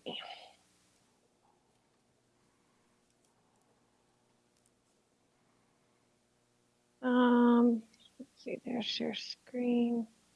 Here we go. Sorry, bear with me. It's all good. Okay, can you see that okay? Yes, we can. Go ahead. All right, thank you. Good morning, everyone. Thanks for having me. My name is Annie Wise. I am the Executive Director for Sunshine Coast Tourism.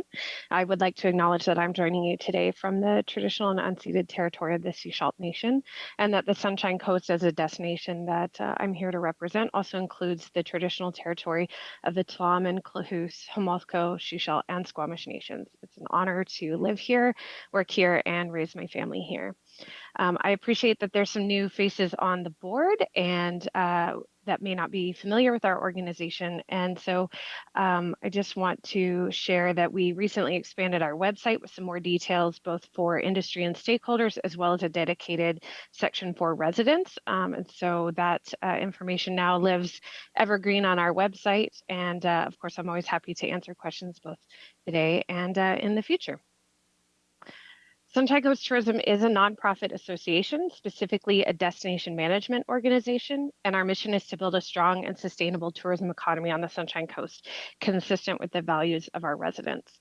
We work to achieve that mission through 3 pillars: our destination promotion, destination development and management, and by increasing awareness of the value of tourism among our governments, residents, and businesses to our region. We represent the tourism industry and stakeholders from Howe Sound all the way up to Desolation Sound, and we have collaborative support from all of our local governments within that area. We're governed by a volunteer board of directors, and we are supported by a small staff team. We have 3 primary strategic documents guiding our work: a 5-year strategic business plan, a 10-year Sunshine Coast destination development strategy, and a regional visitor services strategy. These documents are publicly available on our website, as well as linked in the report that I provided for this meeting. And one of the key themes from all 3 of those documents that I wanted to point out is the continued focus on seasonal and geographic dispersion of visitors to our region. Our work at Sunshine Coast Tourism is not about continually getting more people here. It's about strategically managing growth, supporting visitation when we need it and where we need it. And so I think it's really, really important that all of you know, and the residents of the Sunshine Coast know, that that's exactly what we're working on. We are an ally in making tourism happen in a way that's positive for our community.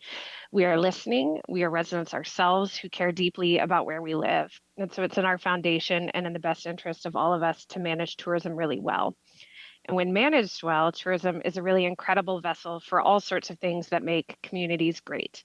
Tourism is an economic engine that supports job creation and generates a strong commercial tax base. And that helps pay for important public services, takes tax burden off of residents. But tourism also creates a strong case for environmental conservation, reduces the reliance from heavier industries. It promotes cultural protection and preservation, and tourism activity attracts businesses and amenities that make this a great place to live. As a nonprofit, we receive both public and private funding from three primary sources: our local governments, our stakeholders, and our visitors. So for over 10 years, each of our local governments has provided a collective amount of approximately $80,000, with an even split coming from the Northern Sunshine Coast, so Katha Regional District and the City of Powell River, and the other half coming from the Southern Sunshine Coast, so the SCRD, Town of Gibsons, and District of Sechelt together, and with shares within that based on a population percentage. This core funding provides us consistency and stability to base our operations on, and we use that base as a springboard to then manage the municipal and regional district tax, which is also called the 2% MRDT. We manage that program for the region. It's a tax paid by visitors in our community on their accommodation bill, and it returns to Sunshine Coast Tourism for use on tourism marketing projects and programs to support our region. The current MRDT program is in place. It's a 5-year program, and that runs currently until August of 2026. And as part of the legislation that guides the MRDT, our core funding from local governments must continue. We haven't asked for any increases from any of the local governments for, I believe, about 10 years now. So on top of these three pillars, we also pursue funding in the way of grants and have been quite successful in doing so. And the last thing I wanted to point out to you from a budgetary perspective was that in 2018, when the province changed that MRDT legislation to allow the funds collected to be spent both on destination marketing and on affordable housing initiatives, we as Sunshine Coast Tourism created agreements with both the Sunshine Coast and Katha Regional District to send a portion of the funds collected, and that's the portion from Airbnb homes specifically, back to local government for their work on affordable housing initiatives. So in the SCRD, that money I believe goes to a contract that you have with the Affordable Housing Society. In the last 4 years, that funding alone adds up to approximately $250,000, with another $100,000 expected to be sent your way based on 2022 revenues. We do expect in 2023 that we might see a significant decrease in that amount due to the new short-term rental regulations in Sechelt and in Gibsons. So that's the big picture, and I just wanted to very briefly share a couple of updates from each of our programs. Our three primary programs being the destination marketing, promotions, our visitor services programs, and our destination management and development. On the marketing side of things, last month we launched an updated version of our website, and as the top travel site for the Sunshine Coast region, we welcome approximately 500,000 unique individuals to our website each year. And a key goal of the site is to make sure we're supporting the Sunshine Coast as a 4-season destination. So you'll see lots of great winter activities and year-round evergreen activities. And we also work really hard on the website to make sure we're sending qualified referrals to local businesses. And last year we sent over 175,000 business referrals through our website.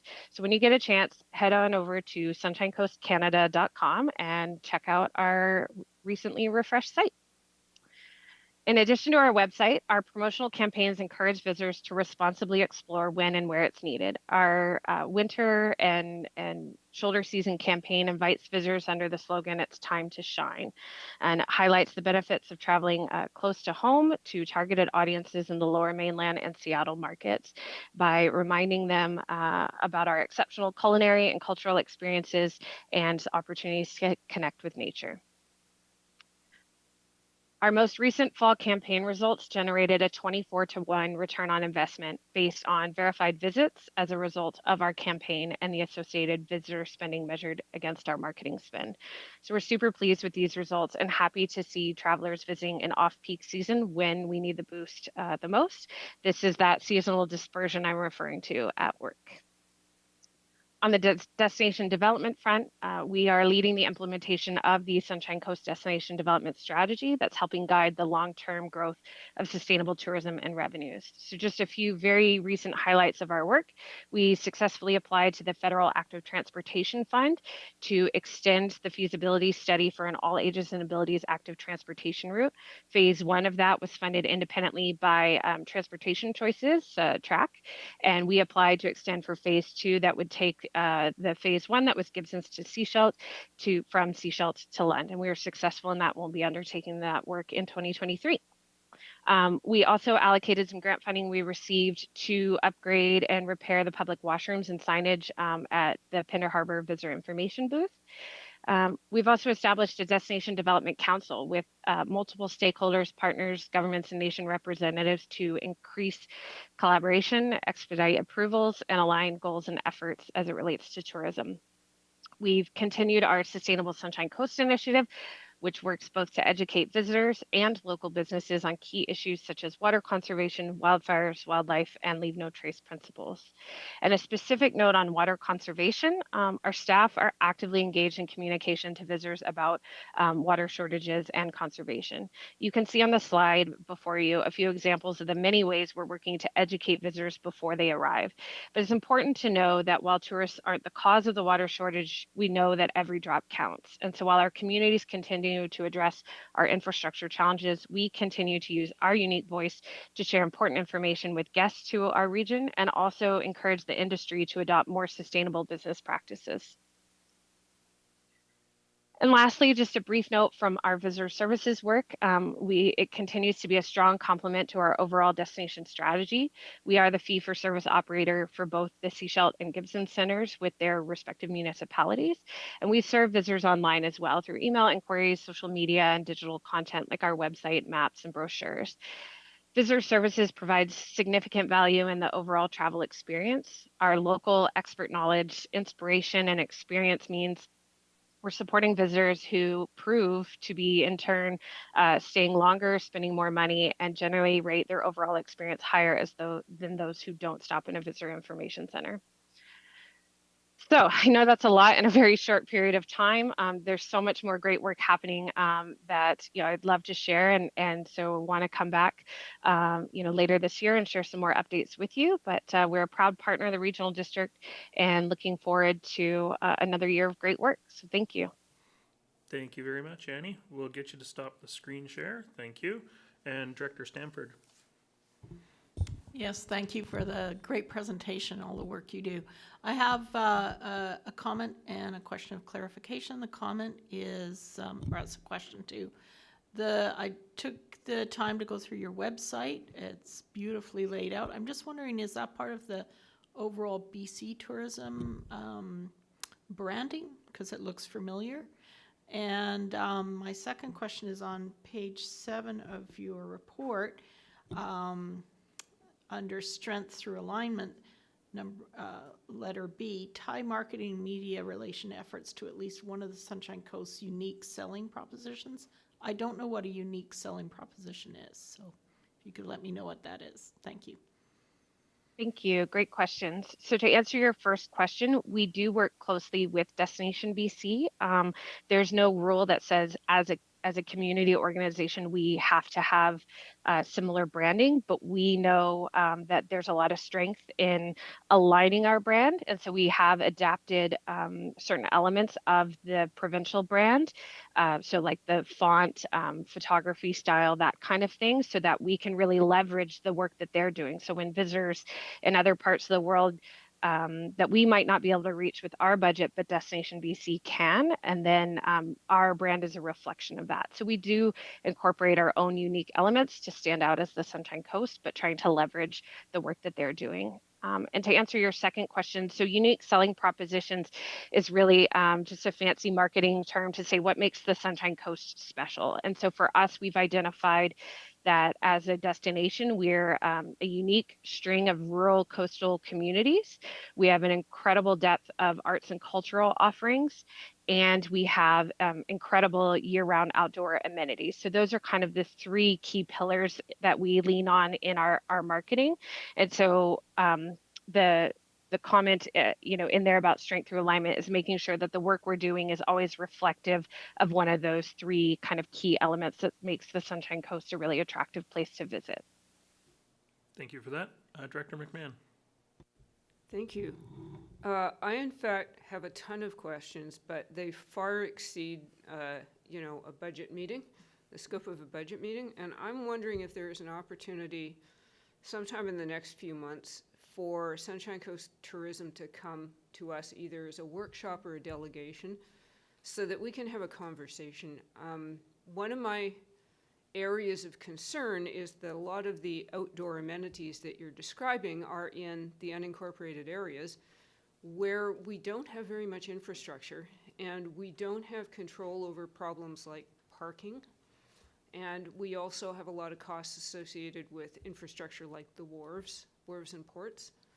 And I'd just like to really sit down and have that conversation sometime. So I'm wondering if maybe a delegation to the Electoral Area Services Committee would be appropriate, or a workshop or something else. Maybe I could toss that over to you and our staff to come up with some thoughts. Thank you for that. I don't know that a delegation is the right format for what you're looking for, because it's supposed to be very, 10 minutes, questions, move on. But I think we'll take that offline and see what we can make happen. Directors, any other questions for Sunshine Coast Tourism for Annie? I don't see any other hands up, so thank you very much, Annie, for your presentation. Thank you.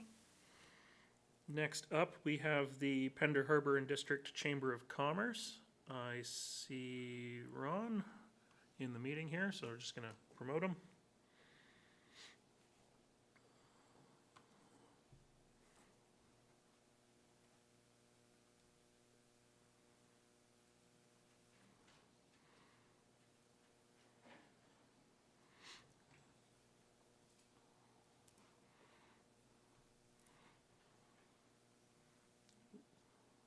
Good morning, Ron. Good morning. I'm not sure if you can hear me. I'm trying to make my cell phone work here properly. We can hear you just fine. Okay, good. Did you have an introduction or anything for us, or are you just here for questions? I'm here just for questions. I appreciate, trying to be as efficient as possible. But I did want to be there. My car is hung up in service and running late. So this is the alternative way to make things happen. Okay, I think I caught that in between it cutting out. So, directors, any questions for Ron and the Pender Harbor and District Chamber of Commerce? Director Lee. I did have a question, but I already knew the answer to it. It was the difference why 13% instead of something like 4 or 5.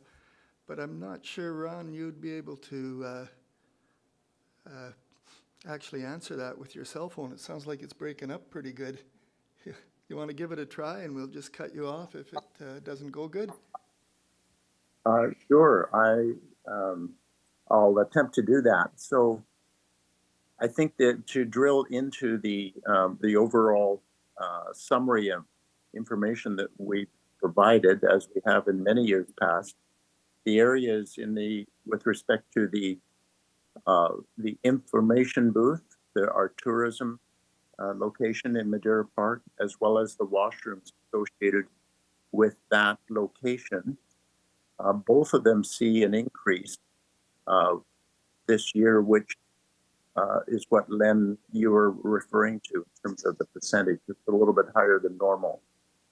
I don't expect this to be a trend, but speaking to the washroom side of things, we did experience an increase that was sort of a carryover from pandemic activities, where the washrooms needed more attention, and the cost of that service has gone up slightly. The supplies for that facility as well have increased. Previously, we've been able to have one of our local businesses support the supply costs. That has sort of dried up, and now we're working with a seashell supplier for washroom supplies. We've seen an increase in both the caretaking for the cleaning as well as the supplies that have driven up the cost of the tourism or the sanitation section of the information booth. That I think has amounted to a couple of $1,000s over the course of the year in that part alone. The actual tourism center has seen a similar I think it was a $1,500 increase. I'm going from memory here because my details are in the car, which is in the service department. And the only comment I have there is that we relied fairly heavily on Canada Jobs Program throughout 22. The previous couple of years, that jobs program seemed to have been delivered and supported federally fairly casually, and but whereas this past year, as you may have heard, they really tightened up and were back to following the rules very rigidly.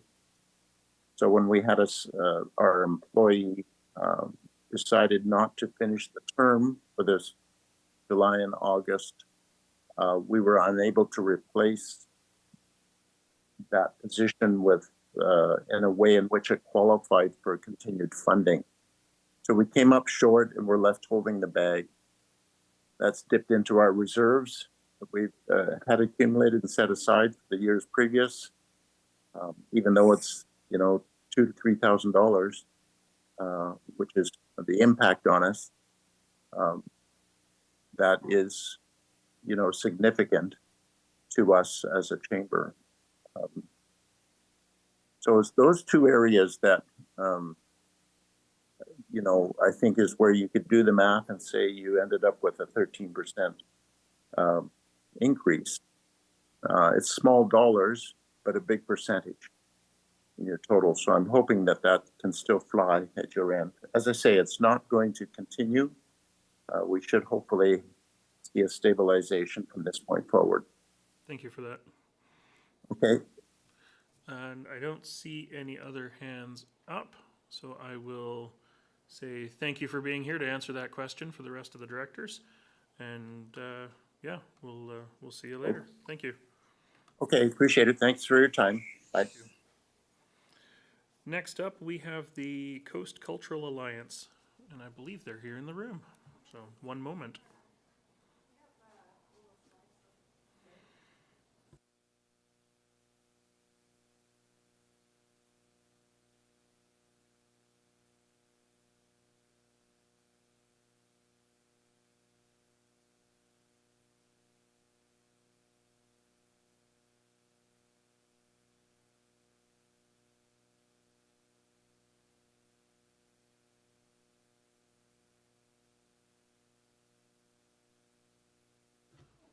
So for those following along at home, we've received a couple of brochures from the Coast Cultural Alliance. So Director Bax will throw copies in your mailbox for you.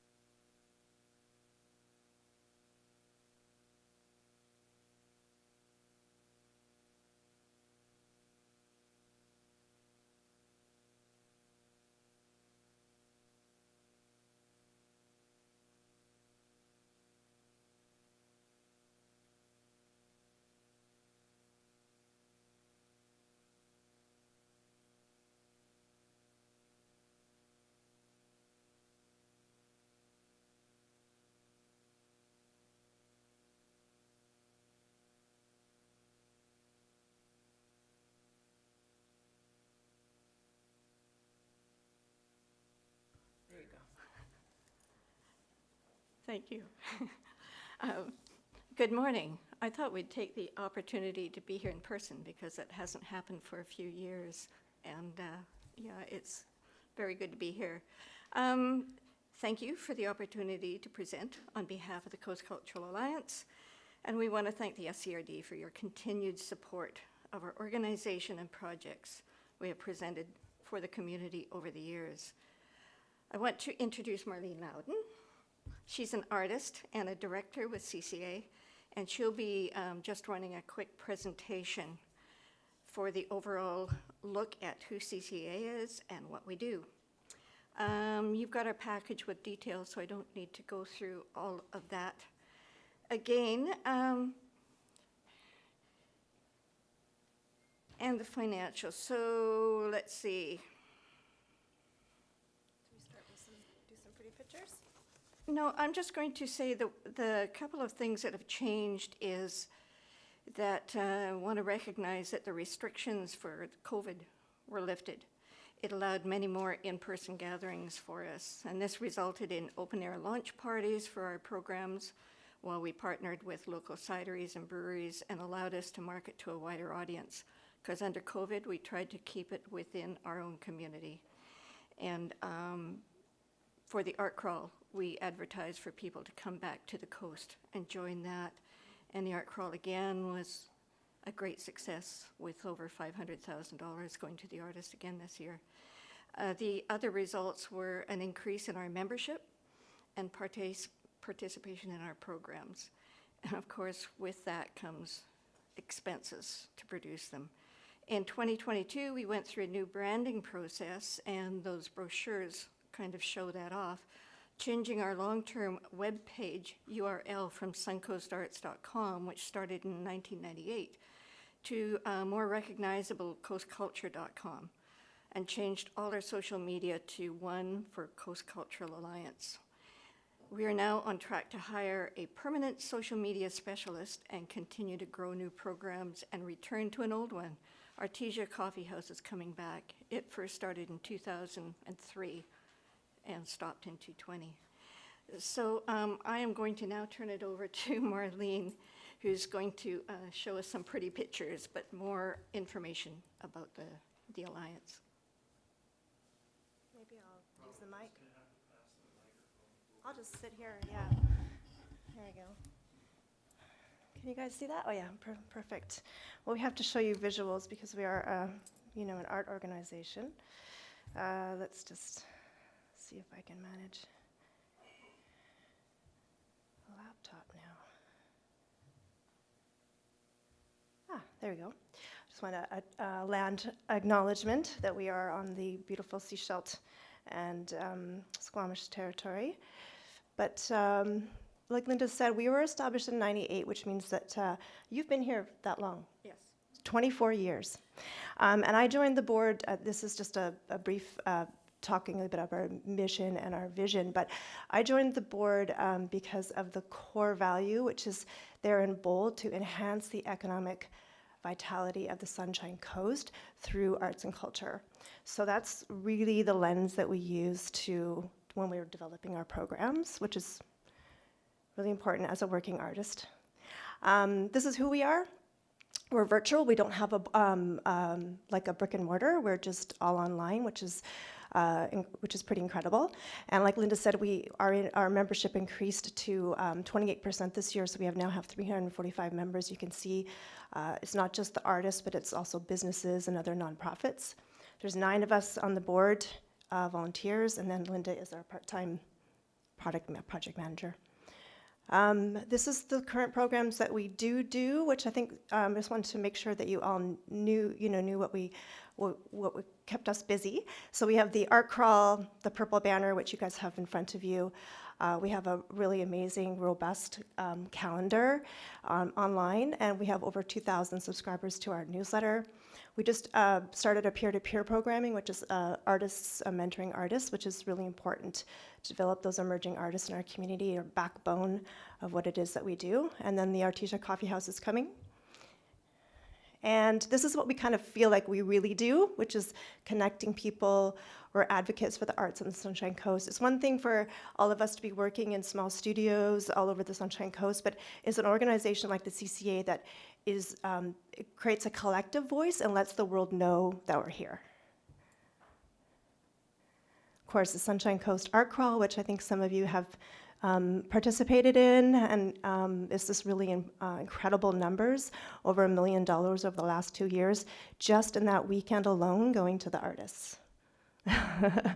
That's not all the spill off to all the supporting places like the Airbnbs or the B&Bs and the restaurants and that kind of stuff. And this year we had 38,000 visits. We produce over 9,000 of those beautiful brochures that are in front of you. And we're really proud that it's an event in October because it's off-season.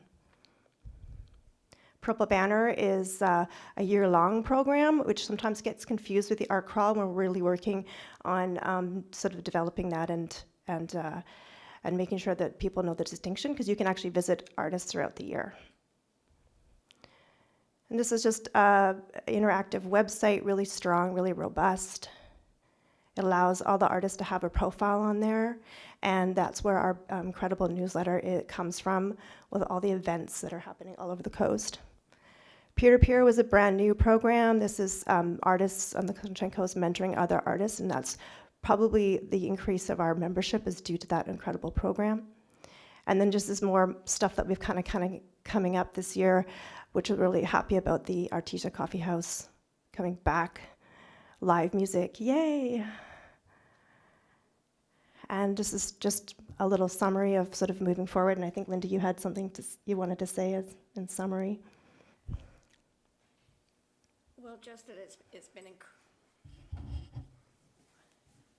incredible growth and maintenance. We know all about coffee houses and events calendars and things. They seem to come and go, but we've been there forever. And the redesign of the events calendar has been huge. So yeah, we're getting a lot of growth on that calendar as well. So, and we want to thank you again for your continued support. And it's very funny with with calendars and things like that. Sometimes people are surprised on where they come from and that it is from a nonprofit society. So thank you again. Thank you again for your support. If you have any questions. Thank you very much for the presentation. Director McMahon, I see your hand up. Always nice to see you. I think the last time I saw you was at an art crawl space when you were going around taking pictures of everything, all however many venues there were. No, I just wanted to thank you guys. This is one of those amazing bang for the buck operations that it's nice to put a little bit of tax money into, because wow, do we ever get something back. So thank you. Thank you. Any other hands from directors? Questions for the delegation? I'm not seeing any, so thank you very much for being here to present to us today, and thank you for the handouts. Thank you very much. All right. Next up, we have the Gibsons and District Chamber, but I don't see them in the room or online. So I guess the question is, oh, thank you. I guess directors, do you have any questions for the Gibsons Chamber to take back? If not, we will move on to CFO Perot, I believe, is giving a quick overview on the emergency services portions of the.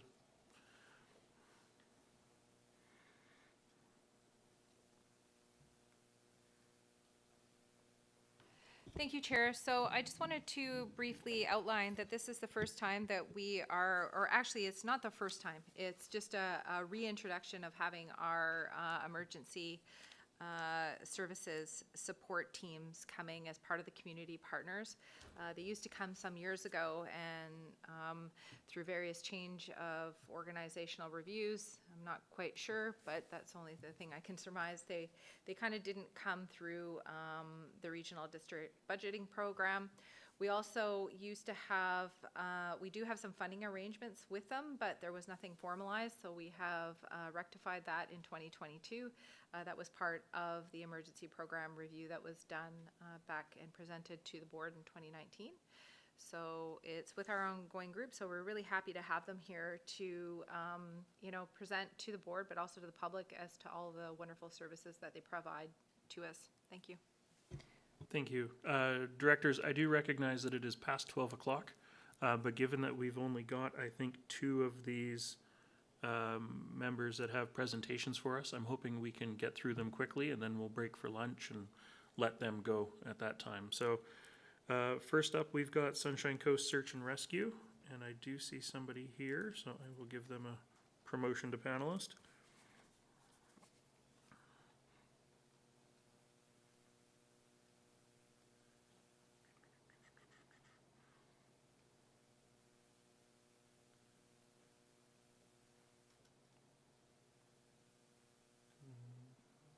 maybe. I gave them a promotion, but they seem to have disappeared from the list. There we go. So I see Alec. Good afternoon, Alec.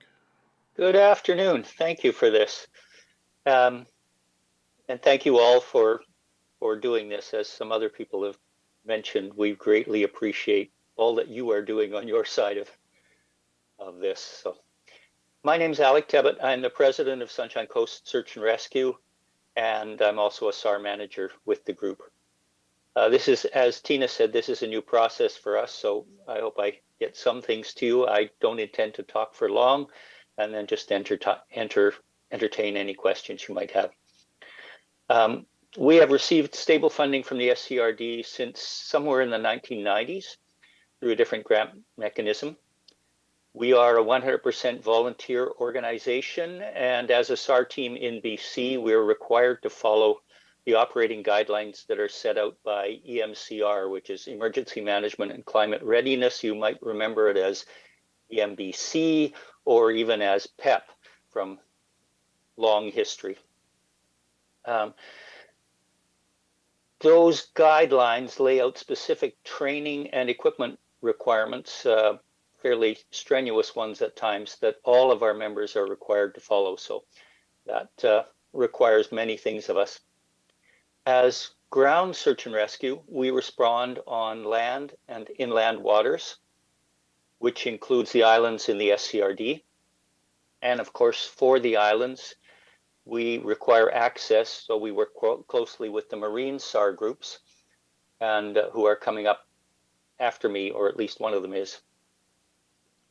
Normally, we're called by the RCMP or ambulance or fire to search for or rescue people in trouble. We are also tasked to recover deceased persons who are in more challenging terrain. For the SCRD, we have been called in the past to provide assistance for evacuations to do with wildfires or when there's been washouts of infrastructure. So that's the sort of thing we do. For this coming year, we have requested that the funding we received remain the same at $19,000. I look back at our past budgets. In 2011, 2012, we received $19,000, and our expenses for operations that year were $54,000. This past year, we received $19,000, and every year in those terms, and our expenses this past year were $125,000. So we haven't asked for more in the past. We expect to get a deficit this coming year, and we do have funds in the bank which we will be using to offset that. Just a couple of dollar amounts that may be of interest to you of the kinds of expenses that come up. We're anticipating it's going to cost us about $20,000 over the next few months to do training for our rope team, to maintain them. The BC SAR Association, which provides us with some funding, has just done some research which looks like the costs to maintain a canine response team in search and rescue are approximately $25,000 a year. We don't get funding to do that. We have a canine response team, one of the best ones we think in the province, and we actually have 2 dogs now. So that's a lot of expense that we cover, and so we're very proud to be here. We think volunteering on the coast is essential to our livelihood and to the whole coast. So any questions you might have, I'm happy to answer them. Thank you very much for that overview. Directors, any questions for our delegation? Director Lee. I was just looking for a little more information on rope rescue and helicopter operations. Are you the guys that hang off the end of the rope when it's time to pull someone off the ground? At times we wish we were, but which teams can actually do that is significantly restricted for good reason by the province. So normally when we need that service, we call on North Shore or Squamish or one of the other teams that has that capability and gets to use it often enough to be good at it. So recently you saw, I guess on New Year's Eve, we had a call where we were able to get to the people up Jervis Inlet, but they needed faster evacuation. So as soon as we got the call, I called North Shore and said, "You think you can get up there?" And they did. So that's how that works. I have hung under the helicopter. It's a lot of fun, even in the sleet, but still, no, we don't do that. But the rope team, as you asked, we do have a rope team, and they are a highly qualified rope team, so that requires a lot of training to maintain and recertify. And so we're very fortunate to have that, and they have been used regularly to save people or to for deceased persons who've gone off a cliff, unfortunately. Thank you. Okay. I don't see any other hands up, so thank you very much, Alec, and thank you for being here with us today. Thank you all. It's great. And next up, we have Sunshine Coast Marine Search and Marine Rescue Society Station 12 is unable to attend today. But directors, did you have any questions based on what was in their presentation as part of the agenda? Seeing no hands, we will move on. Pender Harbor and District Marine Rescue, I don't see anybody in here or on our attendees list, so same thing. Any questions for that particular organization? And seeing no hands, we will move on. Oh. Go ahead. Thank you, Chair. We understand that the Pender Harbor Search and Rescue is on their way. Okay. They should be here about 12:30. Okay. So perfect. Okay, Then we will. Okay, we'll come back to them then. Then we will go to the Gibson's Marine Rescue Society Station 14. Hello, David. Thank you for being here in person today. Just a reminder, 10 minutes. Thank you, Director Toth. I was worried that I was going to be the one that was between board and lunch, which is not a particularly desirable position to be in. I would like to share my screen with you, and it's asking me to sign in. Oh, okay. So thank you for permitting the opportunity to present to you today. And it is, as was mentioned earlier by the Director of Finance, sort of a new procedure we're back to. And why doesn't it want to advance?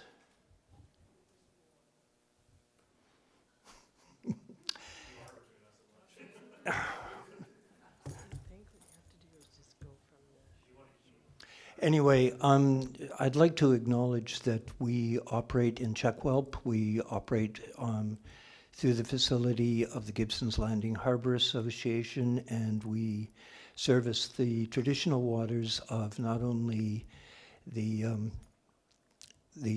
Sunshine Coast Regional District areas within the Squamish Nation, but also the traditional areas of the Seashell First Nations. Number 14 has been a significant number in life-saving, and if the PowerPoint was working, I believe you do have it in your agenda, the individual slides. So we're proud to be number 14 because when the Titanic sank, lifeboat number 14 was the only lifeboat that returned to the debris field and picked up survivors. So 7 o'clock in the morning when this lifeboat number 14 came alongside the Carpathia, they had picked up 21 survivors from the Titanic. We've had our operating year is August 1st to July 31st. So year to date, we've had 12 calls. They've been a great variety of things. We've had boats, runaway boats, semi-conscious boat operator, 150-pound dog on board, shut off of the engine in the cabin, sinking boats. One of our big issues are vessels that end up being residents for people with problems, either housing problems, mental health problems. And it creates an awkward situation because you never know exactly what you're going to. JRCC, as Alex mentioned earlier, is one of the tasking agencies. We've worked with the RCMP, we work with Landsar. We also get tasked through EMBC and work with fire departments, ambulance service, police, one thing and another. In the past, we've been, the process that we receive funding from the regional district, we submitted invoices to a dollar value of $5,100. And we've used those in the past for servicing unexpected expenses. Currently, we're looking at replacing our crew jackets. In the spring and fall, we wear a lighter weight jacket, which doesn't have flotation in it, and then we wear a PFD over it. The jackets that we're currently using were purchased in 2016, and we're looking at replacing those. So the funding this year, we'd be looking at allocating towards these jackets, which the estimated cost is about $6,000. We partner with various groups. We did for a fundraising thing, we did the lights at Tim Hortons. We partnered with the local high school in engaging the Interact team and the grad class. So with the funding we were able to generate, they were able to share in the funding. We've worked through the town of Gibsons. They provided us some funding for a youth program we do. Sunshine Coast Credit Union, we've partnered with them. We have a junior program. To date, we've trained 5 members within this program. And in your package, I think there's a picture of Jeremy, who actually worked for the regional district in summer employment last year, but he is one of our most recent junior members. We've engaged with TELUS. We reached out to them because of our Wi-Fi needs. And to that end, they did an amazing upgrade to the Wi-Fi capacity of the Gibsons Landing Harbor Authority, and in turn gave us a very generous donation.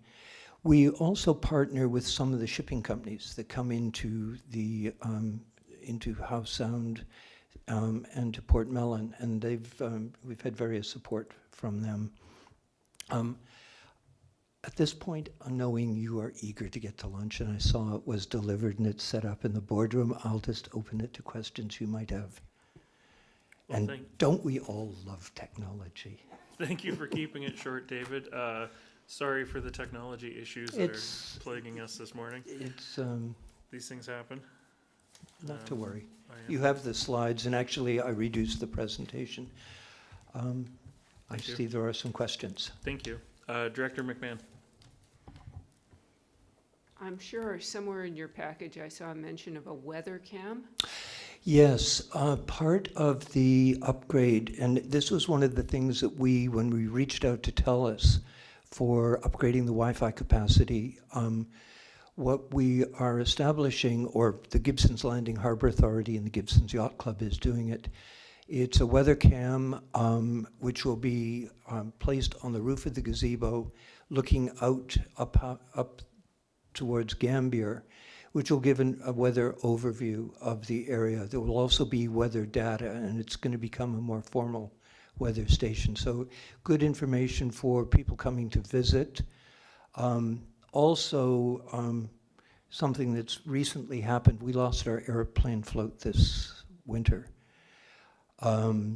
which is a huge loss to the community. But even, I was chatting to Harbour Air the other night at the Gibsons Market, and they commented this weather cam is going to be useful because they can actually see what the water looks like coming in. Yeah, just as a quick follow-up, it's it's startling sometimes how different the weather is in Elphinstone than it is in Gibson's. The Sunshine Coast, and it's one of the challenges we have even when we're tasked for a mission. We arrive at the station house, suit up, get out the gap, and it's a 6-foot swell out there. So a lot of wind patterns, wind directions. If you look at the weather at Pam Rocks, the weather at Halibut Bank, totally different. Thank you. Director Stanford.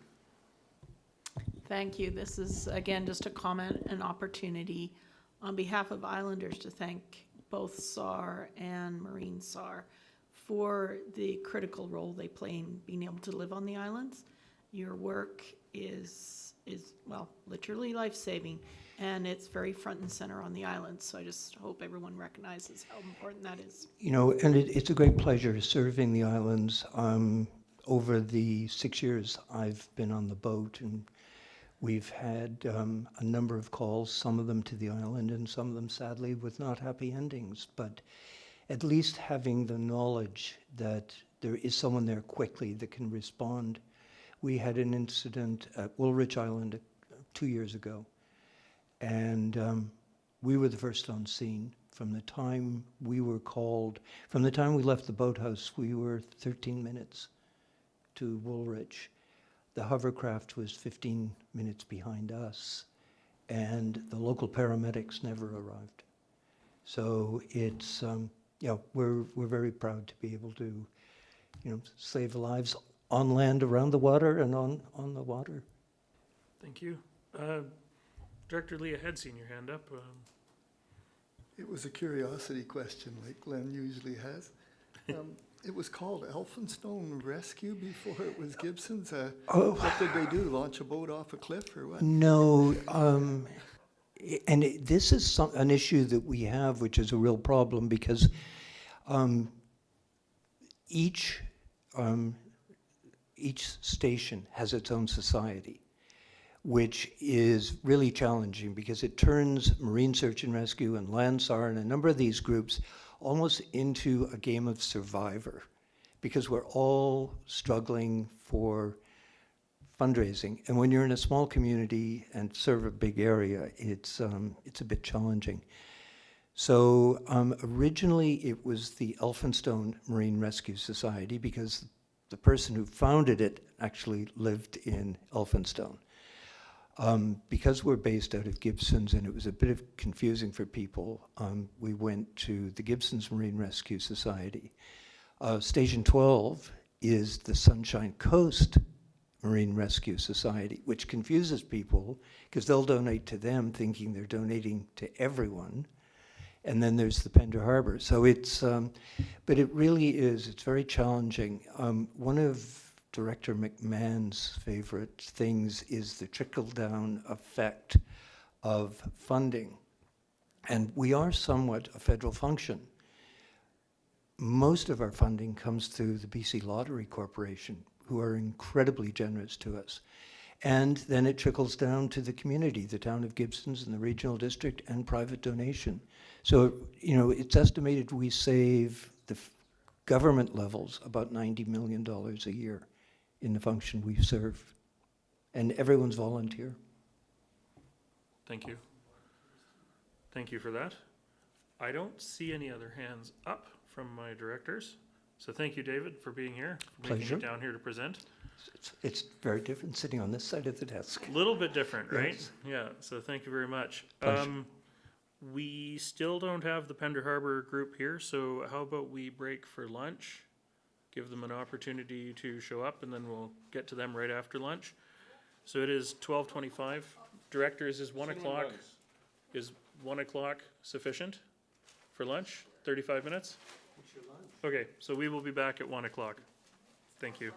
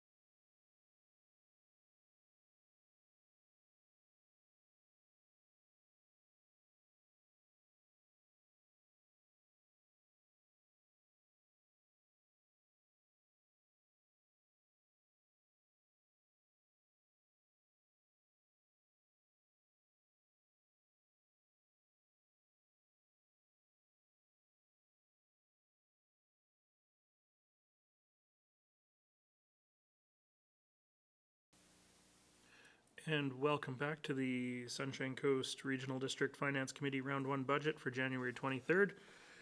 Next up on our agenda is Annex U, the Pender Harbor and District Marine Rescue Society Station 61. So thank you for joining us today, and I understand you have a presentation, so you've got 10 minutes. Go ahead. Thank you. Well, we get this going. My name's John Verver. I'm the treasurer with the Pender Harbor and District Marine Rescue Society, which is the body responsible for funding Unit 61 of Royal Canadian Marine Search and Rescue. I'm also a member of the Pender Harbor crew as well. So just for those of you who may not know this already, just some quick background on RCMSI Unit 61. We provide marine search and rescue services for quite a large area around the Pender Harbor area, Ballast Strait, and all the way up to Jervis Inlet and Hotham Sound. And same as the other units you've probably heard from already, so you'll be aware of what our responsibilities are. Some of the things that perhaps we do a little bit differently are the transportation of paramedic personnel to some of the water-only access communities on Nelson Island, Texada Islands, and similarly for fire department personnel and equipment where needed, but particularly for vessels that might be on fire within Pender Harbor. And we also support various community activities and marine safety education programs, as well as the Kids Don't Float life jacket program. So our particular unit, RCMSI Unit 61, we have 19 active volunteers, crew members, coxswains, advanced crew, and in recent years we haven't performed as many missions as we historically have, partly because of COVID. We actually took part in 8 missions in the last year, and we have a very rapid response time of 13 minutes from a call to actually being out on the water. We perform a lot of on-the-water training exercises regularly, 32 in the last year, and we carry out a lot of classroom training, 44 hours in the last year. Normally it's substantially more than that, but was reduced because of COVID. Just to get you an idea of the large area we cover here, geographically, a lot of Texada, Pender Harbor, Nelson Island, and the more remote areas up Jervis Inlet all the way to Princess Louisa Inlet. So what is our grant request for this particular year? There are some specific equipment that we want to acquire this year, which have become increasingly significant for us, partly because of the area that we cover. And the primary funding we're looking for is to cover hands-free radio communication headsets. And those do a couple of things. One of them is to allow good communication when we have some crew on deck or on the shore. And we have better communication than just a handheld VHF set. We also have an issue with wanting to be able to communicate with Coast Guard vessels, and Coast Guard aircraft in particular, and helicopters that use restricted channels which are not accessible over a conventional VHF radios that we have. And because of the remote areas that we do cover in Hotham Sound and up Jervis Inlet, we want to get a satellite phone because we found in some areas we just don't have communication capabilities through either VHF radio or phones. And we're also looking at establishing a more secure equipment storage area at the area in which the vessel is docked in Hospital Bay in Pender Harbor. So just to look at the finances, I think this is what's been sent to you already. This gives you an overview of our budget for the coming year in total, as well as our 2022 actual to year end. And you can see that in terms of our budget for 2023, our primary funding is still through Coast Guard reimbursement of some of our actual activities, basically covering fuel and some other direct costs. We apply for a BC Gaming grant, which is a significant part of our revenues for the year. and then the SCID grant, which historically is around $5,000. As you can see from our expenses to actually run the unit at the level that we expect to be required this year, we'll need somewhere between $50,000 and $60,000, very dramatically more than last year. Last year we had a low level of expenditures, again primarily due to COVID and a low level of activity.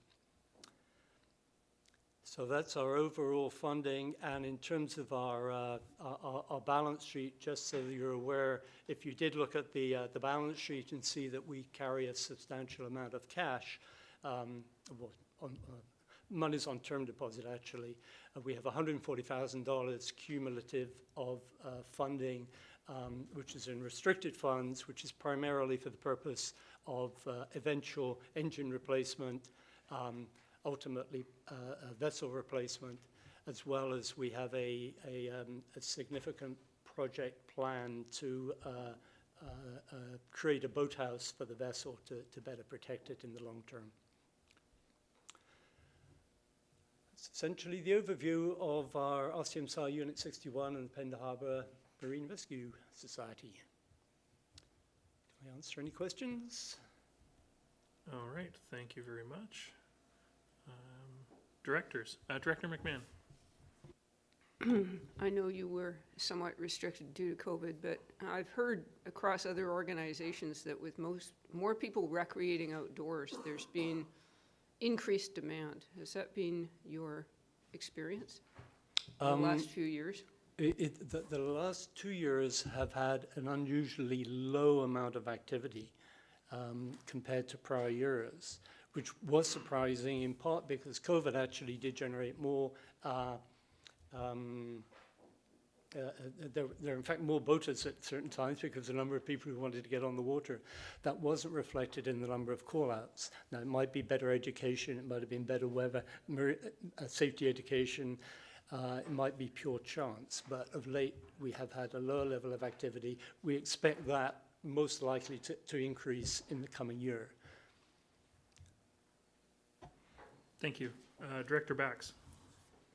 I just wanted to mention that from the look of your map, you go all the way up almost to Powell River. Do you not?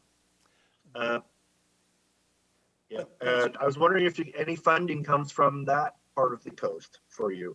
No, we don't have any funding. Our area covered actually goes to just south of Powell River. I believe it's Myrtle Point, just south of Grief Point, if I recall correctly. No, Powell River, there is no funding for us from that region. One of the issues is, I believe, that in Pender Harbour is where the Coast Guard have a large vessel, the Cape Caution, I believe. And just to go back to the earlier question, one of the reasons that we quite likely have had reduced activity or reduced tasking of our vessel in Pender Harbour in the last couple of years is actually because there is been increased use of the Coast Guard vessels. Again, there was concern that because of COVID, that having the volunteer crew out in close quarters on a vessel might not be a very good idea. So the Coast Guard were being actually tasked more than we were, and we expect that to change going forward as COVID restrictions have been removed. Okay, thank you. Any other questions from directors? I don't see any hands up, so thank you for your presentation. Thank you for coming down today. You're welcome. And, thanks, everybody. You're welcome. Okay. Directors, we are going to proceed into some decision-making on the community partners. We have the chart, the multicolored chart that's on page 9, 10? Page 9 or 10 of our agenda. Yeah, this one. We're going to work through these one by one. And we do have a menu of recommendations that have been provided by staff. So for the most part, The community partner sample recommendation 1 would be the one that we're using, except there are a few below that that are pertaining to specific requests from specific organizations. Clear like mud so far? Okay. I just want to make sure everybody's on the same page before we even start, so that, yeah. Literally the same page, thank you. Any questions? Director Bax, recognizing that you're not here, you don't have the physical copy. I believe you've been emailed a copy of it just a few moments ago. So sorry that that was delayed getting out to you. Okay. Looking for some sort of confirmation. You're okay? Yeah, it's going to be what it's going to be. And if we reach a point where we just need to stop and take a reset, we can take just a 5-minute recess to reset and get back at it. So first of all, we have the Sechelt Public Library. So this is area participants are A, B, and D. We do have an increased ask from them. We've also got a funding agreement that's in place with them currently. So if the decision from directors is not to reopen the funding agreement, no specific motion is necessary today. If you would like any further information on any part of this increase or what have you, welcome that, or welcome referring it to round 2. Director Bax. Yes, recognizing that the agreement doesn't account for the extraordinary inflationary pressures on our area at the moment, I would recommend. I want to recommend we refer this to round 2. You want to recommend it to round 2 as is, just for further discussion, or are you looking for more information of a specific type? Because if you want further information, you should include that in the recommendation now so that the library has time to bring back that information that you'd like. Well, I'd like to give them something to cover inflation. I'm just wondering why they're asking for so much more than that. They're tripling the agreement raise when inflation's running between 6 and 7%. And I would be okay to give that, but when we get up to 9, close to 10%, then I think I'd like to. They do great work, but I'm trying to make sure that we don't go overboard on too many issues. Not yet, no. Nobody has seconded that yet, because I just wanted to make sure that we were asking for the right information, because we can just refer it. But if we don't ask for more information specifically, we're just going to see the exact same report. So, Director Bax, you're looking to refer this to round 2, pending receipt of additional information from the library justifying a greater than inflationary increase? Correct. Okay. Do I have a seconder for that from my funding partners, A, B, and D? I don't have a seconder. Okay. So that's dead on the floor. Directors, is there anything else that you would like to do with this at this time? No pressure. Okay. Okay. Then, yeah, I suppose that will be going forward as per the funding agreement that's in place. Okay. Moving on to the Gibsons and District Public Library. This is Town of Gibsons D, E, and F. I look to those directors. There is a request here, so we do need to give some contemplation. Director White? I can't support. Sorry, that's me. I can't support the request at this point. I did ask questions and had those questions answered. I think it's very frustrating for us on this board that there was a prior commitment made by the town that now, and it was clearly restart funding, one-time funding, and I heard that one time mentioned over and over again, that has now been rolled into operating, and now the SCRD is being asked to cover that decision that was rolling one-time funding into operating. And not only that, it seems that quite a number of other programs have started, and there's staffing increases as a result of those, and we're being asked for a very large increase here. And when I go into the town budget, and we're already taking a hit for, this will be a taxpayer's hit of, I think 1.5% or so already. It's just not going to work for the town. So I'd like to see maybe some of these programs that they're hoping to introduce maybe planned out over the next few years that might work more sustainably than be all at once. So I mean, I'd like to see this go into round two at looking at more like a 6%. I mean, Director Bax, just to start, I mean, that's a lot more than some of the other groups are asking as it is. So I can't support this proposal exactly, but I could support looking at something that's more like 6% in round two and seeing how balancing that against all the other funding pressures we're going to have. Is that possible? Can we make that kind of request as a motion? CFO Perot?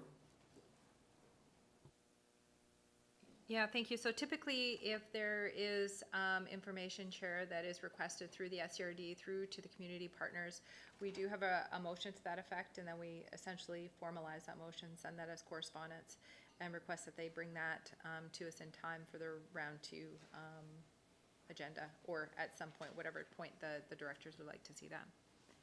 So a motion to that effect, saying, that the SCRD requests that the Gibson's Library provide us information on implications of an increase that reflects a X% increase, and that information be provided to the regional district in time for the round two budget or something to that effect. Director White, does that make sense to you? That well, I guess I should ask, are you looking for more information, or are you looking to? No, I got all the information I needed this morning on the 13% increase. So I could just vote no to that is an option. Or we could ask them to prepare something that's more in the range of 6%. But yeah, right now I guess I'm looking to vote no, and I'll certainly be voting no in round two if it stays at 13%. So I'll look at my other funders for this to try to reach a compromise before like the whole proposal just could get. You've got me in a hard spot because I can't even turn my microphone on, Dave. Oh, okay. Yeah. So I guess an option might be to refer this to round two pending receipt of implications of a 6% increase for the funding partner? Would it be implications or just a new proposal? Yep. Okay. Yeah, I could make that motion. Okay. Worded as a 6% increase. I'd rather that could be more of a start for me, a reasonable start. Looking at a 13% plus, like, yeah, that's impossible to swallow for the town. Thank you, and I do have a seconder for that. Directors, any questions, comments, discussion? Director McMahon? Yeah, I'm a little troubled by some of the conversation around this, because my understanding was that the town's contribution, the one-time contribution last year, went to offset regular operating costs, which it probably shouldn't have. But it reduced the total requested by the SCRD. It reduced their regular budget. So I think we're not quite understanding that clearly. I understand it clearly. It was about $19,000, and the increase being requested here is $89,000. So even if we're talking 6%, it's easily making up for that 19,000, rolling that into operating. I think that's a big shift already, let alone taking on other programs as well. So I acknowledge that. I mean, if the library is going to have to roll that 19,000 into operating, that my understanding of it at the time was it was going to be COVID-related costs like extra cleaning and things like this. But now it seems maybe those have had to continue on, and that's I guess that's something we look at in that 6% is rolling in that 19%, or sorry, that 19,000. But the ask is not 19,000; it's 90,000. Thank you. Director McMahon, I see your hand up again or still, or? Yes, I'm sort of. Yes. Well, I'm fine with bringing this back in round 2 for further discussion and a little clarification from the library on the $19,000. I do know with cleaning costs that we've got a whack of cleaning costs for the transit system that we seem to have taken on permanently, which kind of troubled me somewhat as well. But yeah. More to come at round 2, if we approve this recommendation, that is. So, yes, voting on this would be EF, Town of Gibson's, and not D. D is a separate motion that would be required, which I think if this goes forward, we will visit D's apportionment at round 2 as part of process. So this is EF and Town of Gibson's. So I don't see any other hands up. I will call the question. All those in favor? Opposed? And that is carried. Did you want your vote recorded, Director McMahon? No? Okay. Okay. Moving on, we have the Roberts Creek Community Library. And this is voting all directors, but I will turn to Director Bax as it is his area and his funding. They are looking for an increase of $1,000 over their previous year's ask. So, Director Bax, did you want to make a recommendation? I recommend that we accept their recommendation and offer them funding of $1,100. Well, so their initial funding is 10,000. Is it? The funding that they are looking for is $16,500.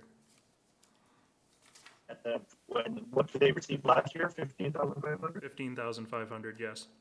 I recommend that we give them the extra funding. We're looking at the total funding. So you're looking at your recommendation would read that the 2023 budget submission of $16,500 for the Roberts Creek Community Library be approved and incorporated into the 2023 Round 2 budget for Roberts Creek Library Service 646. That's why they pay the costs. Yes, thank you. Thank you. Do I have a seconder for that? That is seconded. Thank you. I don't see any other hands up, so I will call the question. All those in favor, this is voting all, and that's carried. Thank you very much. Moving on to the Pender Harbor Reading Center.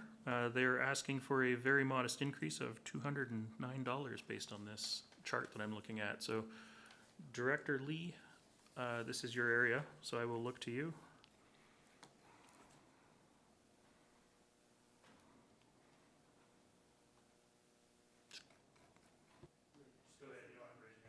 There. I believe that the request is for $36.89. And so I'm picking option 1, that the 2023 budget submission of $3,689 for the Pender Harbor Reading Center be approved and incorporated into the 2023 Round 2 budget for a Mount Pender Harbor Library function 643. Thank you. And that is voting all because it is a single participant service. I've got a seconder for that. Thank you very much. And I don't see any other hands up, so I will call the question. All those in favor? And that's carried. Thank you. Moving on to the Pender Harbor Health Center.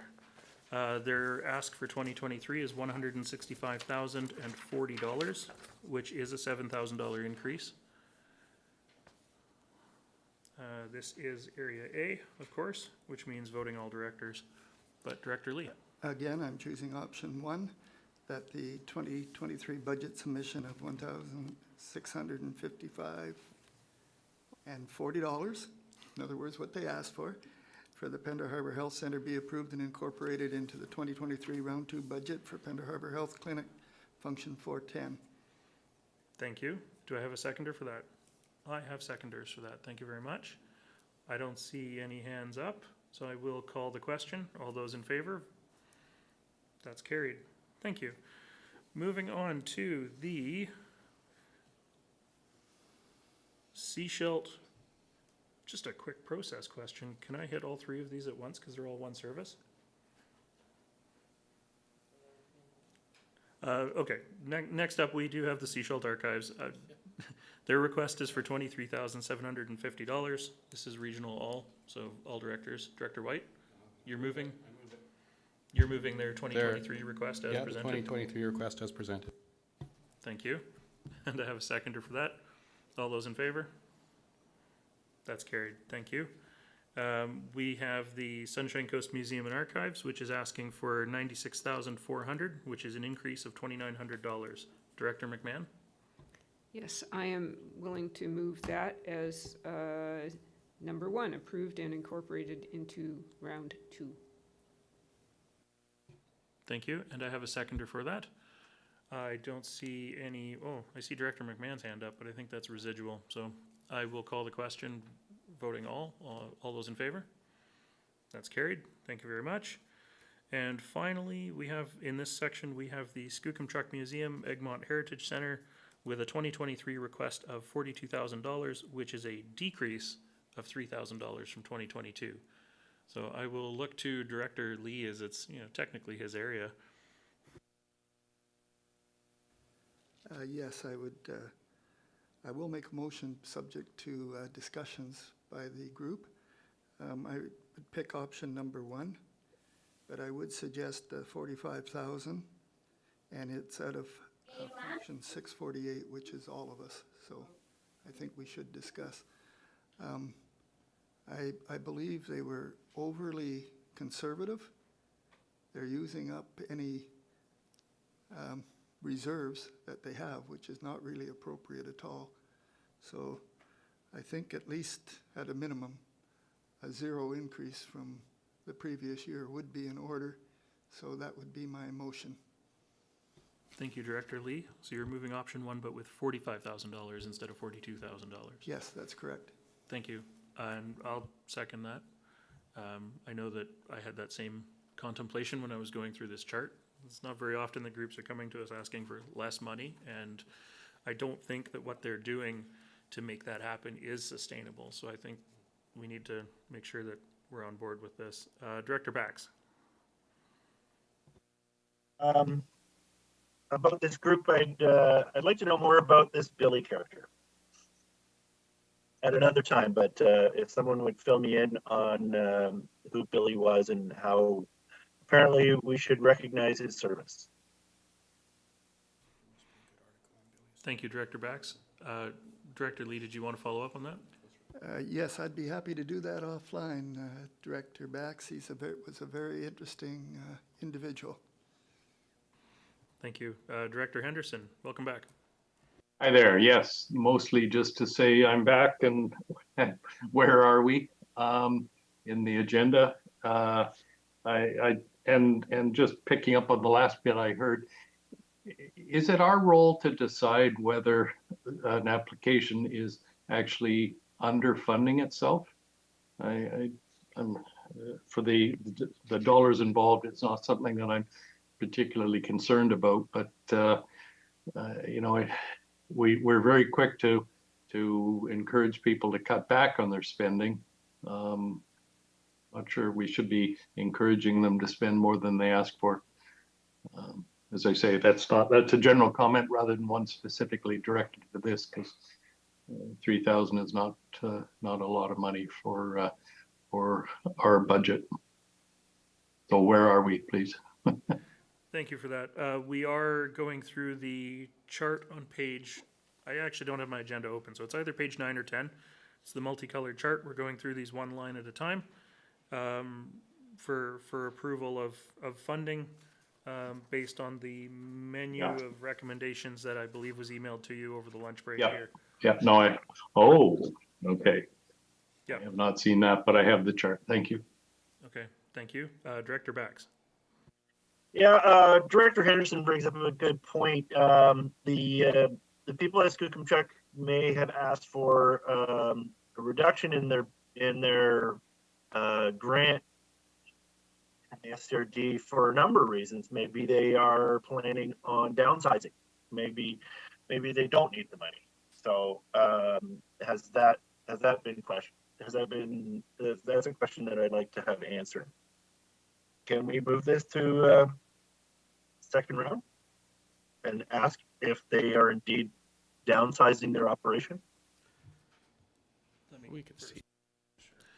Thank you. I mean, we do have the motion on the floor that we need to deal with first. So, Director White?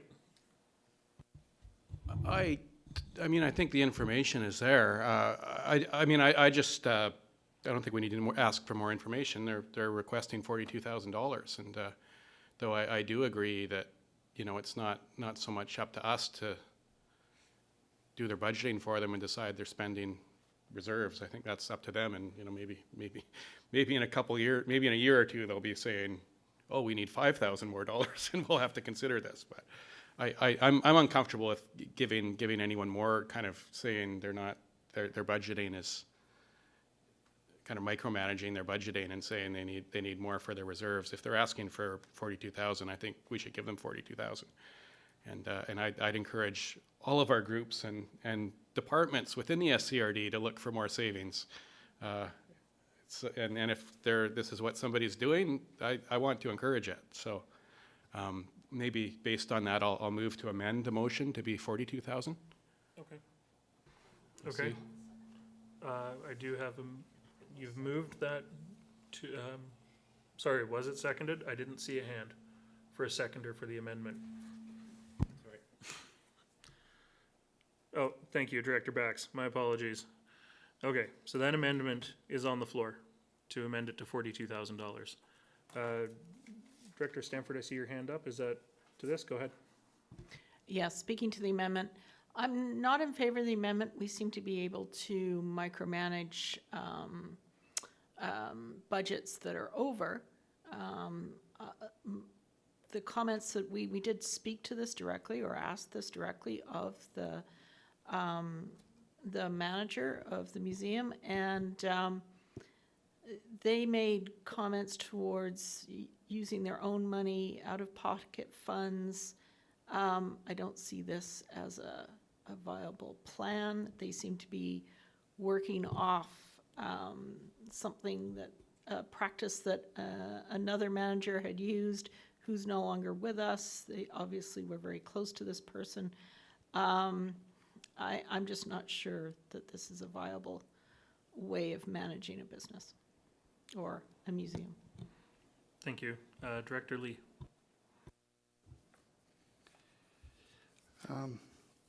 Yes.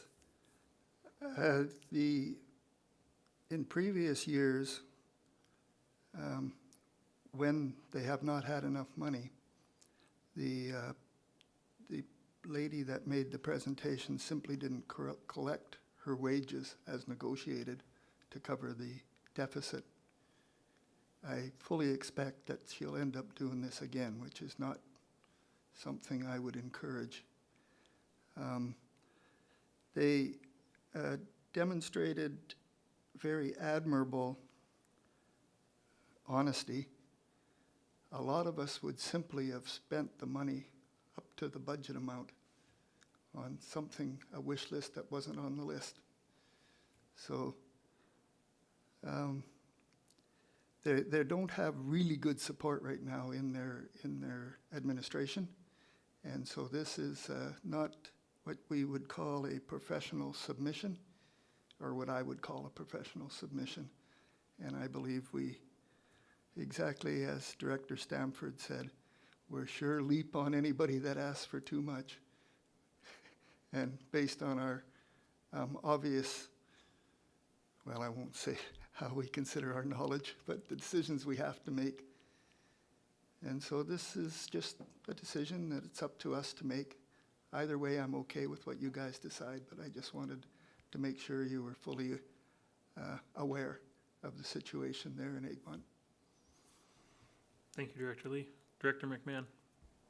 Well, I appreciate everything Director Lee has said. We are now going down the rabbit hole of micromanaging $3,000 budgets. And we really don't want to be doing this. We shouldn't. We either approve something or we move it to round two. And if the director would like to move it to round two pending a discussion with the group and suggesting that they revise their request, that would be fine. But yeah, really not very comfortable with where we are right now. Okay. Well, where we are right now is with a amendment on the floor to change the request to $42,000, which is their original ask. I don't see other hands up, so I will call the question. All those in favor of the amendment? This is voting all. 1, 2, 3, 4. Opposed? 1, 2, 3. That amendment passes. So we do have an amended motion on the floor, which is to approve their request of $42,000. I don't see hands up, so I will call the question. All those in favor? Opposed? Let's try that again. Sorry, folks. Director Gabias, go ahead. I'm sorry, couldn't find my hand. I was most comfortable with what Director McMahon suggested. Oh, is that the amendment? Is that part of the amendment? No, Okay. the amended motion is to approve $42,000 and incorporate, as they requested, and incorporate it into the budget. If we defeated this, we could make a different recommendation to refer this to round two for more conversation if we want to. Sort it out next year if they're Or we can vote on this and move it forward and carry on with our lengthy agenda. So I will call the question on the amended motion again. All those in favor? I'm sorry. 1, 2, 3, 4. Opposed? 1, 2, 3. That is carried. 4? 4. Was it? Sorry. Okay, that's defeated. So directors, do I have another motion then? Director Bax. Sorry. I move we refer this to round two and ask some pertinent questions of the group. Okay. Refer this to round two. Director? Just defeated though. No, it wasn't. We're going to take a 5-minute recess to straighten this out.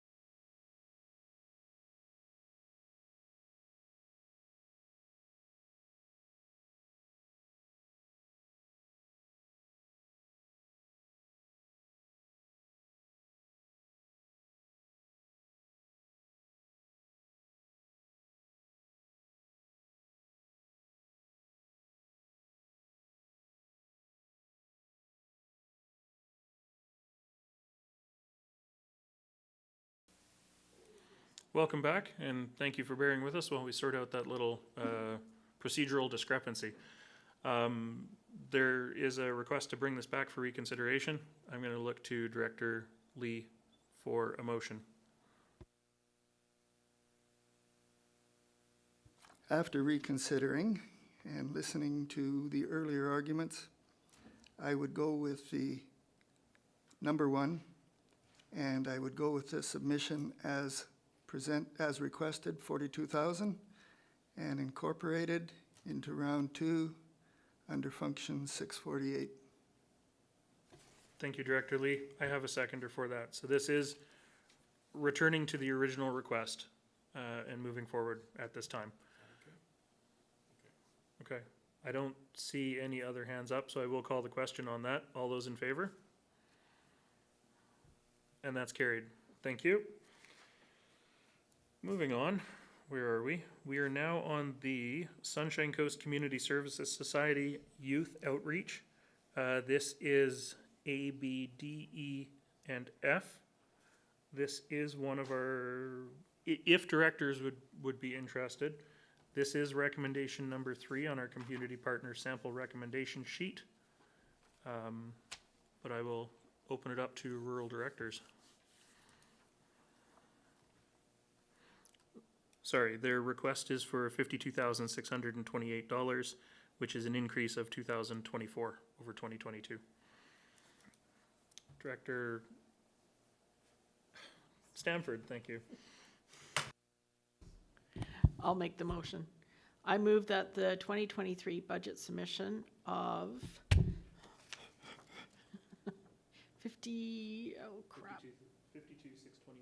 52,628 from the Sunshine Coast Community Service Society for the Youth Outreach Worker Program be approved and incorporated in the 2023 round 2 budget.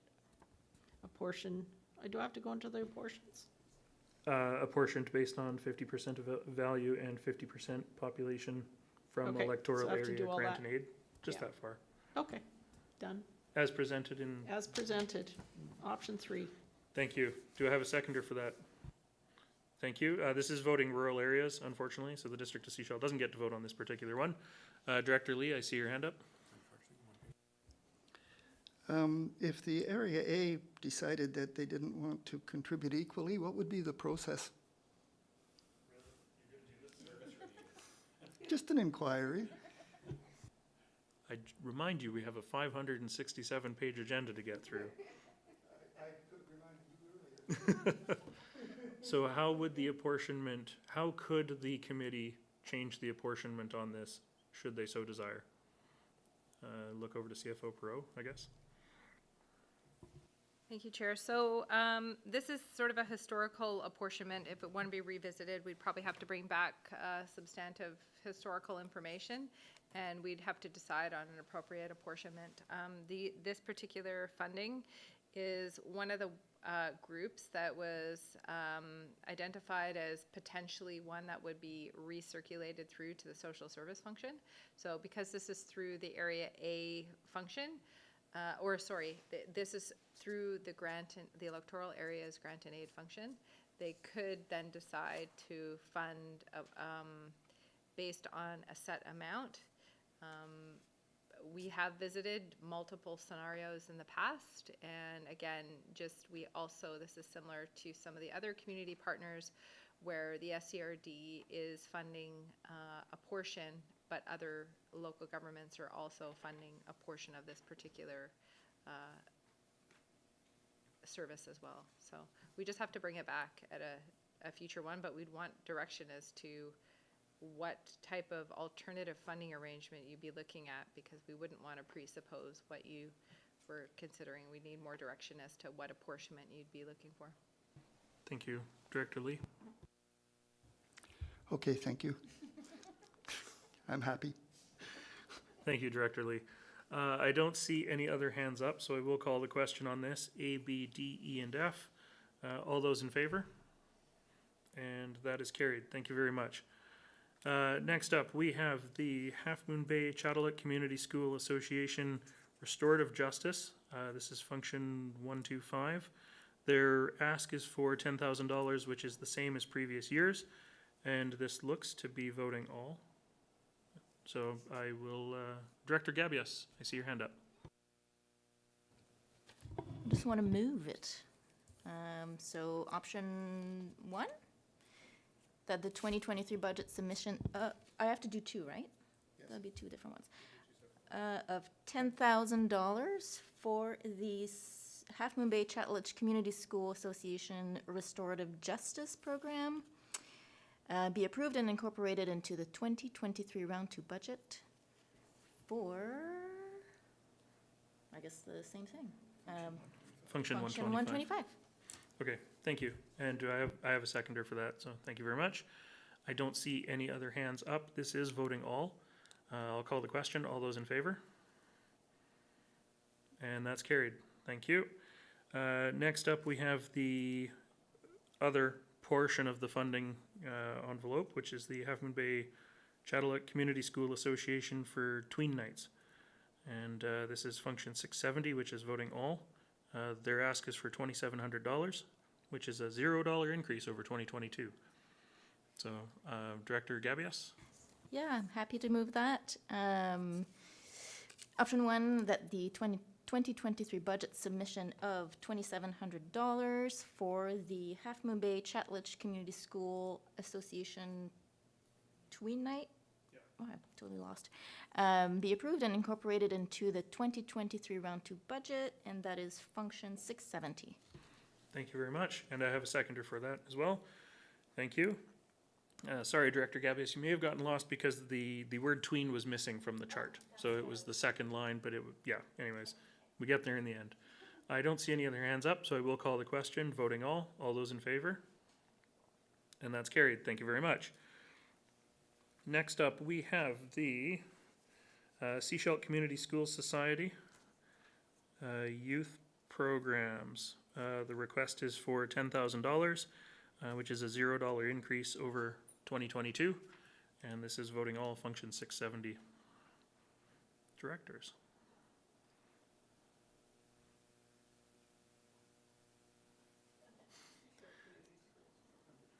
Director Bax. I guess to have it this one, I will move that that the 2023 budget submission, I've got too many tabs open here. This is the youth program we're looking at, Seashell Community Schools Youth Program. Correct. This is Seashell Community Schools. Oh, Yeah, sorry. I Seashell Community Schools Youth Program. $10,000 incorporated. Thank you. To be funded out of function 670. Correct. I Thank just you. have to bounce between too many tabs to try and get this all right. Thank you very much. I have a seconder for that. I don't see any other hands up, so I will call the question. All those in favor? And that is carried. Thank you. Next up, we have the, bear with me one moment here. Youth out. It's the Seashell Community School Society Youth Center. The request is for $42,000, which is an increase of $24,287 over 2022 numbers. Director Lee? I'd like to make a motion that we approve that for $42,000 and incorporate into the 2022 Round 2 Recreation Program 670. Thank you. And I have a seconder for that. I don't see any hands up. No desperate waving. Oh. Director White? No, we didn't ask a lot of questions on this one, and I should have, but I was reading the wrong budget line here in the small print. Sorry. So Leonard, microphone. maybe someone else here could explain to me why it's such a large increase, and also this is so it was a 41% increase last year too. I know that they already received a 41% increase last year, and now asking for another, which I assume probably had to do with COVID and staffing as well. And now it sounds like their main issue is getting staff again. So I believe CFO Pro may have the answer to that question for you. Just to provide some context, the Seashell Community School in 2021 came forward with almost a nil budget to what they previously would receive because they used the money that they didn't use through COVID. So that happened actually for 2021 and 2022. So this particular increase, although it looks like a very drastic increase, is really just reinstating where they were back in 2020, 2019, 2020. However, there is an increase over what they previously used to have of about $35,000 for the youth center. So that was what they were receiving 2019, 2020. They're now saying in order for us to go back to our existing service levels, we need $42,000. I think from staff standpoint, that is completely in line with what all the community schools and youth workers have done from an increase. Pender Harbour actually had that increase back last year. So this is really just them. They've, in our opinion, have been quite fiscally prudent. Thank you. So we're looking at effectively a $7,000 increase over their previous funding levels. Director White? This is a total newbie question, and not having been here for several years, I need to be reminded how the Gibson's Youth Center is funded. Is that actually through SCRD operations rather than through a community school? Yes, it's through a contracted service agreement through the YMCA? I'm not sure who the contract, I can't remember off the top of my head, but yes, it's a contract through the regional district. So where is that in the budget? If it's I believe it's through 670 as well. okay. It just is run through the community recreation facilities, is where that particular one comes from. So yeah, I mean, the reason I'm asking is I'm just trying to establish some equity in terms of regional, but the Gibson's Youth Center is actually funded from somewhere else. Okay. Thank you for that clarity. I don't see any other hands up. I do have a motion on the floor that this be incorporated into the budget, function 670. I will call the question. This is voting all. All those in favor? Any opposed? Director Bax, did you want that recorded? Okay, that is carried. Thank you very much. Next up, we have the Pender Harbour Community Schools Society, Pender Harbour Community School Society Youth Programs. They have an ask of $15,000, which is a $0 increase from 2022. And this is also function 670, which is voting all. So directors, I look to you. Director White. I'll move that this group's budget proposal as presented be moved to round 2. Moved to round 2 or incorporated into round 2? Incorporated into round 2. Thank you for that. And do I have a seconder? I do. Thank you. I don't see any other hands up, so I will call the question. All those in favor? And that's carried. Thank you very much. Now, we are moving on to the Pender Harbour Community School Society Recreation Programs, which is funded out of 2 different services, 670 and 121. I believe that this is recommendation number, nope, sorry. This is the submission that we had seen for 41,000. It's just broken into 2 separate functions. I believe Tara may have a recommendation for that, should we wish to continue funding it as is. Thank you, Chair. That the 2023 budget submission of $41,100 for the recreation programs for Pender Harbour Community School Society be approved and incorporated into the 2023 round 2 budgets from Regional Recreation 670 and from Electoral Areas Grant and Aid. Thank you for that. Directors, do I have somebody willing to move that? I'll move it. Moved? Thank you. Second. Thank you. Any questions, comments, discussion on the motion? This is status quo funding, so I don't see any other hands up. I will call the question, voting all. All those in favor? Thank you, that's carried. Next up, we have the Roberts Creek Community School Society Youth Programs. They are asking for $10,000, which is a $0 increase over 2022. Director Bax, I see your hand up. I'm going to recommend that we give them a 6% increase. I'm sorry, Director Bax. Do you want to try that again? That was really garbled on this end. I move that their budget submission to $10,600 for the Roberts Creek Community School Society Youth Program, and that we incorporate it into the 2023 round 2 budget, service area 670. Director Bax, I caught most of what you said, but I missed the dollar amount itself.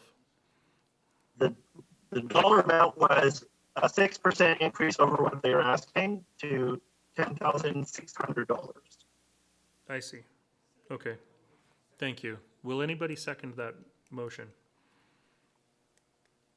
I have no seconders for that motion, so sorry, Director Bax. Directors, do I have another motion? Director White? I'll move that it be moved and incorporated into the round 2 budget as per the request of $10,000. Thank you very much. Do I have a seconder for that? Seconded. Thank you. I don't see any other hands up. I will call the question. All those in favor? And that is carried. Thank you. Moving on, we have the Gibsons Area Community Schools. Their budget request is for $10,000, which is a $0 increase over 2022. Funded from 670, which is voting all. Directors. Director White? I'll move that the request of $10,000 from the Gibsons Area Community Schools be moved and incorporated into the round 2 budget. Thank you. And I've got a seconder for that. Thank you very much. I don't see hands up, so I will call the question. All those in favor? And that is carried. Thank you. All right. Getting there. Slowly getting there. Actually, we're picking up speed, so it's okay. Next up is Sunshine Coast Tourism, which is funded from Electoral Area Economic Developments, functions 531 through 535. We do have a recommendation on our menu specifically for Sunshine Coast Tourism, and that is recommendation 4, if directors are so inclined. Director McMahon, I see your hand up. Can I just move recommendation 4 as presented? You sure can, and that would be that the 2023 budget amount, budget submission of $20,000 for Sunshine Coast Tourism be approved and incorporated into the 2023 round 2 budget by assessed value for each of electoral areas, economic development functions, A, B, C, D, E, and F. Sorry, A, B, D, E, and F. I read the paper, but just inserting things in my head. So I do see a seconder for that. Thank you very much. Any discussion on the matter? If not, I will call the question. All those in favor of rural areas? And that is carried. Thank you very much. Oops. Next up, we have the Pender Harbor Chamber of Commerce. Technically voting all directors, but because it's Area A's economic development that funds it, I will look to Director Lee. They are requesting $28,000, which is a $3,300 increase over last year.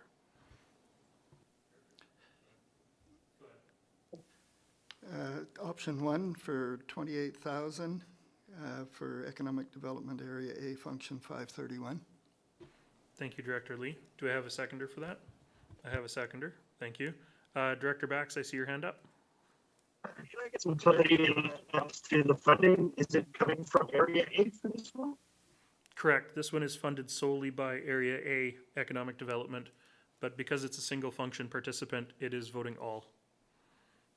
So I don't see any other hands up. I'll call the question. All those in favor? And that's carried. Thank you very much. Next up, we have the Coast Cultural Alliance asking for $8,000, which is an increase of $500 over last year, funded from functions 531 through 535. Director McMahon? Yes, I would like to move that budget proposal be approved and incorporated into round 2 as presented. Does it have its own number? My apologies, Director Oh, McMahon. it is. It does number- have a special recommendation. Special recommendation number 5 on our menu is what I would like to propose. That the 2023 budget submission of $8,000 for Sunshine Coast Art Crawl and the Arts and Culture Calendar for the Coast Cultural Alliance be approved and incorporated into the 2023 Round 2 budget, funded evenly between electoral areas, economic development functions A, B, D, E, and F.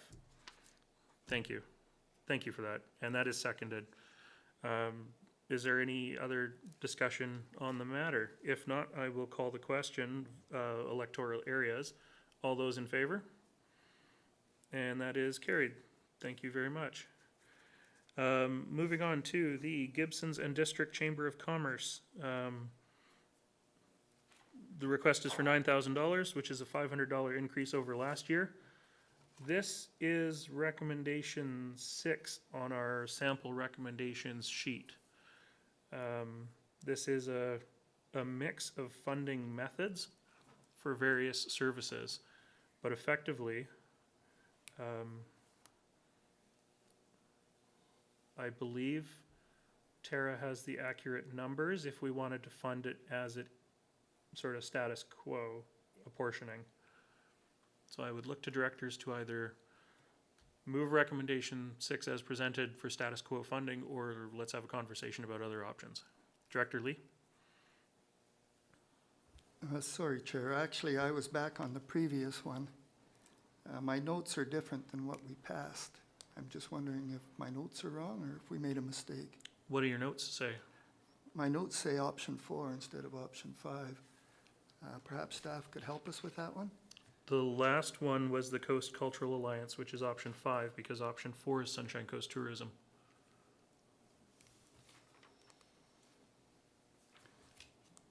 I read my numbers wrong. Thank Perfect. you. That's okay. Numbers are hard this late in the day.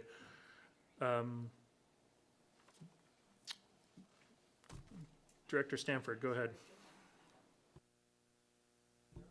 I'm just going to move the motion, option 6, that the Gibsons and District Chamber of Commerce 2023 budget request for a total of $9,000 be approved and incorporated into the 2023 round 2 budget as follows. And I'm not reading that out, if that's okay. That's okay. You don't have the accurate numbers, but Tara will finish that off with the accurate numbers.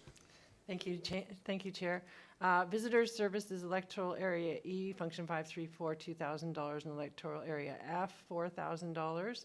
BC Ferries Travel Ambassador Program, Electoral Areas A, B, D, E, and F funded each $600. Thank you. Do I have a seconder for that? I have seconders for that. Thank you. I don't see any other hands up, so I will call the question. This is electoral areas. All those in favor? And that's carried. Thank you very much. Finally, we have our various... Director White? I'm ready to move it. Can I read something out first? Well, you can read it out and then recognize and then me. I will recognize you to move it. So the final ones, the search and rescue associations, we will be moving as a block. They're being funded from Function 222, which is the emergency program, and that is voting all. They're asking for status quo funding, so there's not a whole lot of decision to be made here. Director White? So I move that the budget submissions as presented from the Sunshine Coast Search and Rescue Association, Marine Search and Rescue Station 12, Marine Search and Rescue Station 61, and Marine Search and Rescue Station 14 all be put forward and incorporated into the round 2 budget. Thank you for that. I've got a seconder for that. Any discussion on the motion on the floor? If not, I will call the question. This is voting all. All those in favor? Thank you. That's carried. And that concludes our community partners section. It's 2:20. We're going to just take a 10-minute recess to refill our coffee and water, and we'll be back at 2:30 sharp.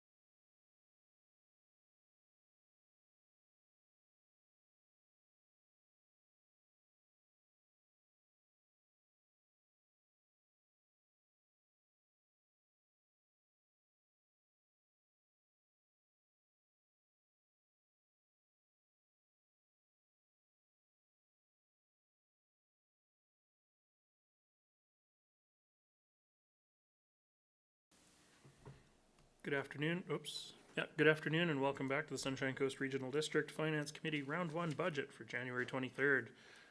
We are getting through our agenda today and we are on to Annex V. Item number 24, 2023 to 2027 Financial Plan Update Round 1. And I look over to our CFO. Thank you, Chair. So in front of you is a report just providing a little bit of an update from our pre-budget deliberations. So I just wanted to note a few items for this particular report. We have some recommendations to defer some projects from what was presented in round 1, and so there is a subsequent recommendation that would need to be done for that change, and that is for the asset management training and for the community recreation software. So those two items staff have identified can be achieved in-house, so it doesn't require additional funding sources, but is still on the work plan. We have also just a correction to note on page the 235 of the agenda in the Human Resources Plan. That was subsequently decided not to be as an attachment because it would have required several attachments that are included in the budget book. So the HR plan summary is included in the budget book that is on our website and emailed. Included too are snippets with tables on what if scenarios. So we've provided an updated what if scenario in the agenda, and that's on the top of page 233. So just to go through what this particular what if scenario looks like is the baseline status quo 2023 line item includes those items that were approved and or subsequent to the pre-budget deliberation, so whether or not there are contract amendments or not or whatnot. There was also the increase related to the director's remuneration as well as exempt salary increases that have been included that weren't reflected in the pre-budget figures. We are also estimating, but haven't completed the 2022 year-end process. So there are some estimated deficits that have been presented, and those are continuations of services that have some overages out of the Q3 variance that was reported. And again, the classification of non-discretionary and discretionary is how the, and not recommended, or how the proposals have been presented this year. And of course, carry forward amounts do not have a financial implications because that funding has already been considered in these figures.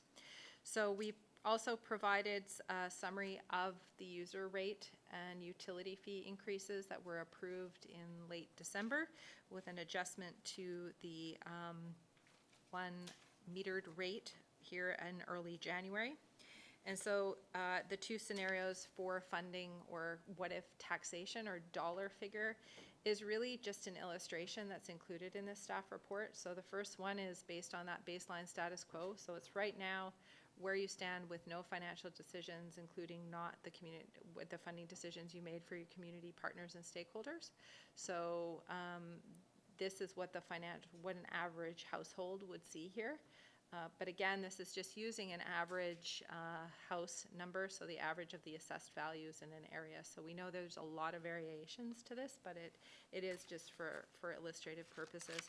And then the second one's on 234 and 235 is if you approved absolutely everything in this particular agenda, and you just said we want to go ahead with all the requests that have been presented, that is what the highest value of that financial implication would look for.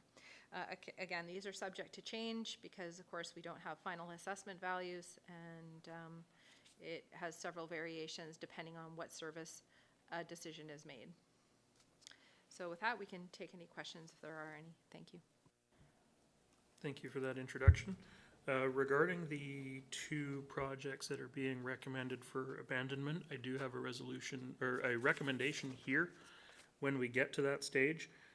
If you're referring to the large budget spreadsheet, it's the two items that have the red block next to them. And so those are lines 8 and line 91 on page 1 and page 17 of the spreadsheet. So those are the two projects that staff are recommending be abandoned. So directors, do you have any questions? Director Bax. I have a question for GM Pro about the baseline that we're talking about. When we're on page 33, baseline status quo, this value is based on property value increase and what other and services that are provided. You're looking to know more generally what goes into the baseline status quo number that's being presented here. Because property tax increases are not going to factor into this baseline status quo item, because assuming you're talking assessments. My question is why is there such a wide variety of numbers here? It goes from 4.67 up to 13.43% increase. Can that be explained? Thank you. CFO Pro? Yes, thank you. So it's a combination of things. So in this particular agenda is a subsequent report on what assessment values has done in the region. So that does play into the what if scenarios now. So since the pre-budget, the assessment values have been integrated into this.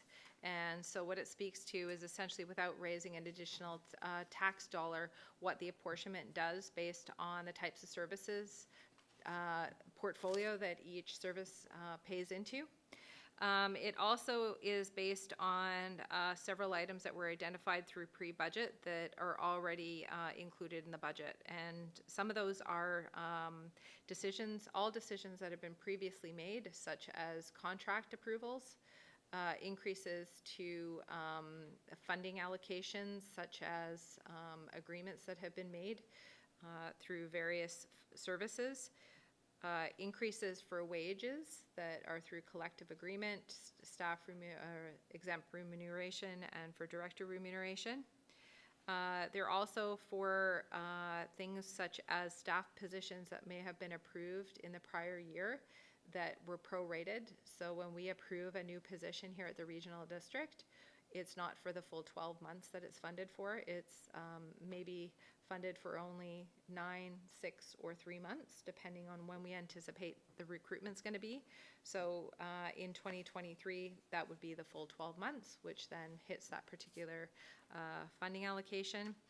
Another thing that's included in here are the various capital plans that were approved during pre-budget. So those have been built into the baseline status quo based on the values. So that's why some of these increases. So for instance, if Roberts Creek Capital Plan funding increased substantially, then that would be reflected here. So that's why the status quo numbers from pre-budget to now have changed quite drastically, because you've incorporated those capital plans for community recreation, the protective services, parks is another area that you approved, and a lift of 200,000 for the capital plan. So that's all been incorporated into these particular status quo numbers.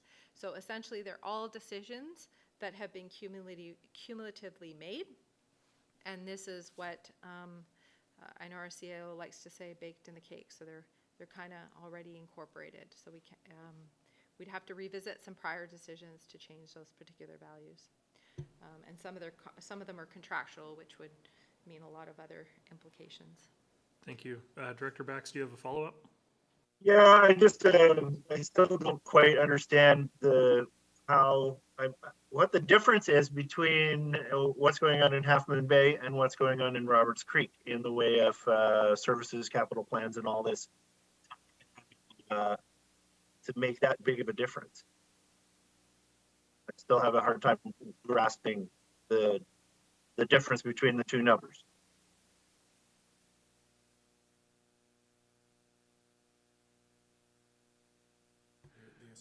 Yeah, I mean, a portion of this is going to be pertaining to particular functions, and if the assessment numbers are indeed reflected in this in a preliminary manner, there could be shifts in increase in assessments in one area versus another. I know in reading this, the District of Sechelt was hit particularly hard by the increase in the assessment numbers. So there's a bigger shift towards the District of Sechelt purely because the valuations are coming back higher in the district of Seashelt than they are in the electoral areas. I don't know if you're going to get a whole lot more of an answer at this time, but it is something that we could probably follow up with offline or perhaps even tomorrow. Director Henderson, I see your hand up. Yeah, thank you. I think this is worth delving into because it's commonly misunderstood. I agree with what Director Toth has just commented on. The assessment disproportionately adds more of our funding coming from residents of Seashell. But to Director Beck's question, the difference between Half Moon Bay and Roberts Creek is not the assessments. So I think it does warrant, particularly in the general taxation, the change seems to be quite a bit bigger between what's the increase proposed in Half Moon Bay is smaller than the increase in Roberts Creek. And I don't for one understand how it could be that much more. So I think that's worth Ms. Perot taking that to back and have a look at it. Over. Okay, I think that will have to come back to us at this point unless CFO Perot wanted to comment any more at this time. Definitely can answer individual questions. Is the desire for there to be more of a public explanation of specifics to each area, or sitting down maybe with the rural area directors that may have some questions along with the budget book, because it'll be cumulative, it'll be very specific. So, and there'll be nuance to each one. So I guess what would be the desire? Because I'm happy to work one-on-one if any director wants to get more in depth and have an explanation. And understanding that regional districts, for instance, Area A has multiple local service areas, so they have about 8 variations of this within just Area A. So, right. Yeah. Director. Follow on. Okay, Director Henderson. Yeah, thank you, and thanks for your indulgence, Director Lee. Ms. Pro, could you perhaps focus? I look at Half Moon Bay fire protection this year, proposed for 2023. It's gone down from last year. Do you have a page It was number? 495. So, you know, I think the difference that Director Bax is seeing is probably mostly in why is Half Moon Bay's fees for fire protection so much lower than they were last year? CFO Perot. Last year, the Half Moon Bay funded a feasibility for new hall number 2 in the amount of $250,000, which is not reflected. So that would come off the tax rate, which would significantly decline or decrease the amount of taxation required for 2023. So it's understanding, and I get this, where when new directors don't have the continuity, they don't know what's kind of fallen off and what's come on. So that's where absolutely I can sit with each director and kind of give an overview for a little bit ahead of time to give a summary. Thank you. And since you mentioned that Half Moon Bay Fire Hall redevelopment proposal, I remember that being a large increase that was borne by Half Moon Bay alone. So just sort of, yeah, counterbalancing that by it coming off. Director Lee. Yes, the percentage increases that you look between each area are not relevant to each area. And the reason is that we have a lot of services that some people are only in all by themselves. Maybe 2 out of 5 rural areas are in on them. So the only way you would know what's relative is to find out which services by service. It is not all areas are in all services. So each area has a unique percentage, a unique cost. And if you just roll the dollars up, it looks like there's some relevance between them, but there's not. Each one is choices we make on an individual basis that makes that figure. Area A is quite used to that because we have a lot of services that just we are in. and we do it to ourselves. Thank you, Director Lee. Director Bax? Yeah, I would be grateful for any time that that GM Perot could give to help myself and maybe some of the other directors understand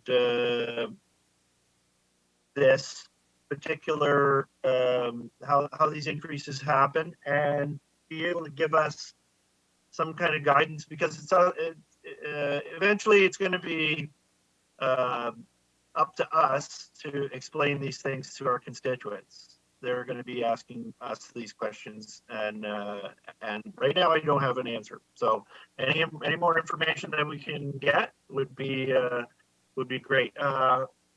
This doesn't include anything from the wastewater treatment plant that the Robert Street Co-house, does it? Getting into the weeds on this, anything that would have been funded from user fees and parcel taxes is not included in this chart, I believe. CFO Pro? Yeah, it's not included in the top of chart, the top of page 233's chart. It is embedded in the subsequent charts, because what we're trying to say is line 233 just talks about, or the chart above 233 talks about property taxation. It's more than just property taxation when you talk about the holistic financial implication, especially to the rural areas, is building in those user fees and parcel taxes. So that's what we're trying to depict on those subsequent charts, which is really what is the bottom line to the ratepayers. Director White. That was perfectly segues into my, so to be really clear, the 9.01 is the bottom line. Like that's where there's, if we say no to every proposal, we're still at a average 9.01 tax increase. Yeah, I want to, that's kind of, without getting into the weeds, I think that's a really central point here.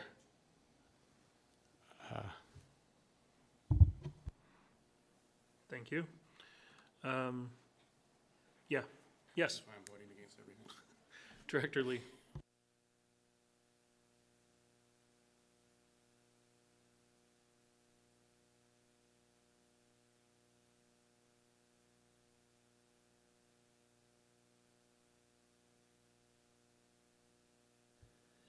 It's a pretty, it's kind of an art rather than a science, because if you look at Area A, for instance, and you go back to page 233, you'll see if I happen to live in Egmont, I got a 4%. If I happen to live in, well, sorry, if I live in, let's say, one of the lake areas, I get 4%. If I live in Egmont, which pays for their own fire service, they're 13%.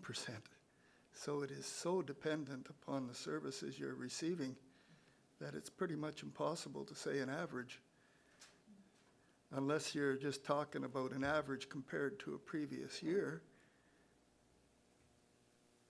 So have I got that correct? Yes, thank you. Yes. Yeah, cumulative average over the previous year. Because like for the district of Sechelt, that's 13.43% on taxation, which is primarily recreation and transit services and solid waste. Like we don't participate in parks or planning or things like that. But when you look at that dollar variation, it's not so big a dollar variation from the rest of you. It's just we participate in less services, so that dollar represents a bigger figure. I looked to directors if they have any other questions. Pardon? Yeah. Any other questions on the Annex V in our agenda? And Director Henderson. Thanks. I did circulate to all the directors. I think we really, before we get to the next round, it's easy to talk about a baseline, but I really do want to hear more from staff on what work have they done to assess where can we reduce our spending. I have seen not enough to comfort me that we've been rigorous enough. I appreciate it's a hard thing to do, but we need to be contemplating these kind of increases for 2023 is well, I find it extremely hard to accept. So I'm looking for some explanations before the next round on where we can find some savings. And perhaps we have to sharpen our pencils, to use the old analogy. Thank you. CFO Pro. Understanding that regional district budgeting is quite different than just a general one pot. Would it be helpful just to understand a little bit overview as to what our internal process is? Just like literally 1 minute. Sure. Let's Just do to it. maybe answer some Yep. of that point. Okay. So I think one of the things we start to do is when we start our budgeting process, all the budget managers literally go line by line with the finance division and go through, because we do have divisions who might go over in one line but significantly under. So we look to rebalance their budgets on a year-to-year basis, which is really to deflect from adding additional inflationary factors. The regional district does not have a method of applying an inflationary factor to operational budgets like other local governments do. We're almost at a zero-based status quo budget. That's why we have individual budget proposals for an increase to base budget for specific line items. So as you know, we've had significant increases to things like materials cost, fuel cost, etc. And divisions are actually, you can probably see, most divisions are actually sustaining those increases in their base. So that's where some savings have occurred, is that we've really mitigated any additional asks or increase asks for operational budgets that are outside of some sort of exact decision. We actually have some proposals to decrease funding. So you have some proposals to actually reduce funding or use other sources of funding to reduce costs. So that's from the operational standpoint. I could go on a little bit, but we definitely do a lot of scrutinizing as far as what operational costs there are. From a project base or staffing base, those are quite different processes. So I can just leave it at that. Thank you. All right. I don't see hands up. So I have a recommendation in front of me here, assuming directors have seen those two projects in the spreadsheet. Director Lee? What number is the second one? So looking at lines 8 and 91. Line 91 is on page 17 of the physical book. So the recommendation that I have, since we've already received this report for information, the recommendation I have is that the following projects approved at pre-budget be abandoned.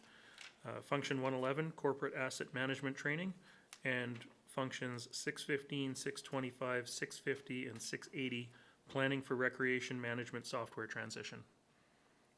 I'll move that. So moved by Director White, seconded by Director McMahon. Any discussion on the motion? Director Henderson. Thank you. It's an impossible question to answer, I guess, but what made these? You said these can be done internally, I believe. So the projects are still going to be accomplished by our team. I guess the obvious question is, are there others in the proposed projects that could also be done internally? Good question. CFO Perot? I think I would have to revert to the senior team to see if they could answer that. I know this is what were identified within the departments that highlighted these ones. So we'd have to go back and ask the question. Hold on to that Yeah. question, might be pertinent for tomorrow morning. Director Lee.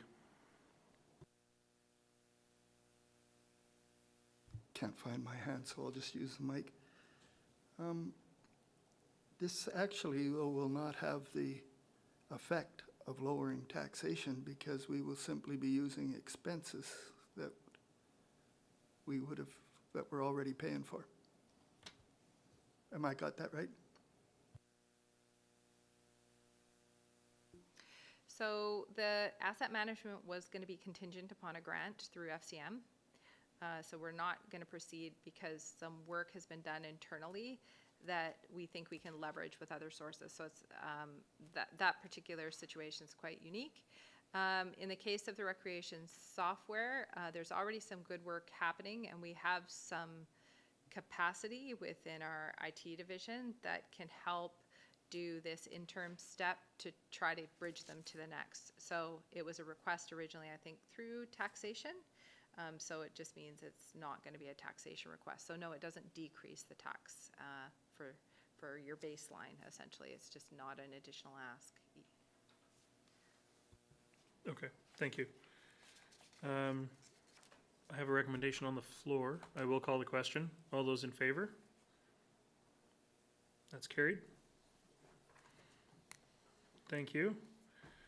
Is there anything further on Annex V before we move on to Annex W?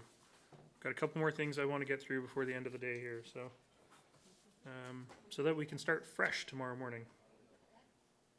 We're going to get through Y hopefully today. That being said, then we will move on to Annex W, 2023 preliminary property tax assessment impacts, and turn this over to CFO Perot. Thank you, Chair. So what we provide is an overview of the preliminary property assessment impacts. BC Assessment provides what's called the completed roll and the revised roll. The completed roll is done up to December, and that has as status of properties up to July. So we do anticipate that there will be some slight adjustments in the final assessment roll. But in essence, with a regional district, because of the combination of service participants, there are some implications that need to just be understood in the sense of how taxation is, property taxation that is impacted based on assessments. So most regional district services are apportioned based on the property assessed values. So that's how the taxation is distributed amongst those services.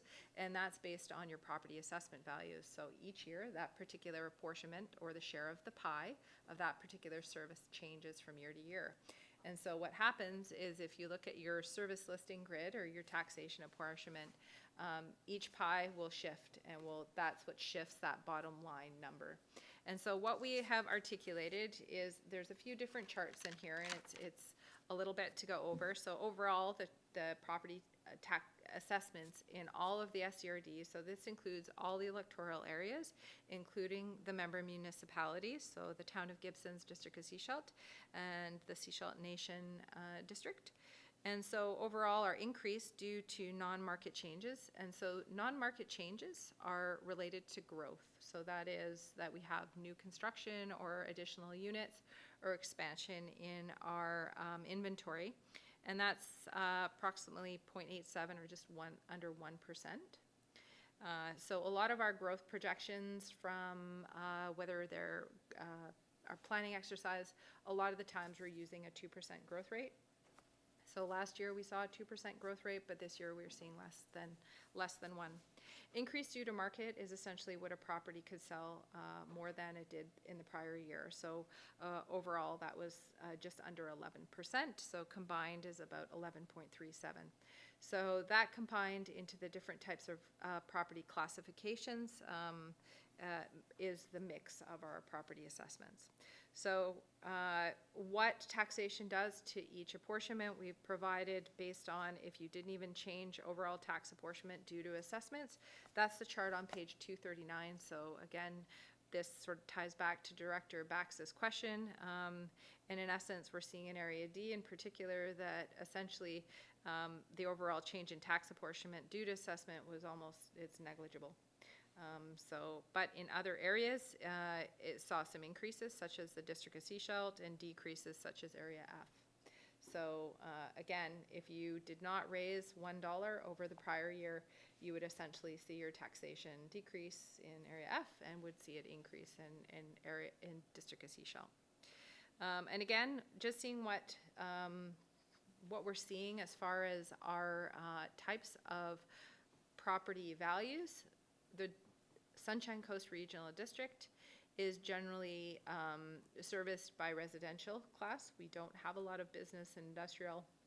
We do have some utilities, such as run of the river projects, etc. Such an area B, for instance, there's a lot of those, and they do defer the residential burden onto those particular class, such as area F, where they have a large industrial class, which also, you know, taking a service like community recreation, and the library in Gibson's, that particular industrial class would pay a larger share of that particular service. So those are other considerations in assessing your property taxation values. So I think average residential change too is on page 240. So again, these are just for illustrative purposes and will change based on how the decisions for from service to service. So seeing in area E, a large increase there from the residential impact from an assessed value. So again, with property owners able to appeal some of their assessments, we will see whether or not these change slightly when we do the final taxation when budget's approved. So I can take any questions if there are any. Thank you for that. This is just for information, so there aren't any necessary recommendations out of it. But directors, do you have any questions on this content? I see no hands up. And of course, being, you know, taxation percentages and assessments related, it can always come up again through the next 2 days. Yeah, this isn't your only opportunity to ask a question about it. So, okay, I don't see any other hands up. So we're going to move on to Annex X, which is policies informing the budget process. We're not here to amend any policies today, but I will turn it over to CFO Perot for an introduction. Thank you, Chair. So as noted, these are some policies, not all, but 3 of the main policies that are referenced throughout our budget deliberations. The first being the support service allocation. So you'll see that a lot of the budget proposals, such as IT, finance, some of our general government services, are funded through what's called our support service allocation. So it's like an administrative overhead, and that's determined based on policy, a board policy. So this particular one, as part of the board policy review, was identified for further review, and I think they were more for administration. The second one is the financial sustainability policy, and this one too is referenced in many of the board staff reports, as well as our budget deliberations. And some of the things to note are things like, do we review our fees and charges on a regular basis, how we use surpluses at the end of the year, how we treat reserves, how we do capital planning, how we allocate funding. So there's a lot of different statements in there which really outlines why we do things and how we do things. And that one there is to be reaffirmed as part of the policy review. We also just recently approved a financial planning policy, and that one there is to depict sort of our procedural ways of how we do our financial planning, and we're doing more and more of that here at the regional district. So take any questions if there are any. Thank you for that intro. Director Stamford. Yes, I'm just wondering, does the regional district have a policy on how much it sits in operational reserves at any one time? Like, is it 6 months operational, 3 months? What's that?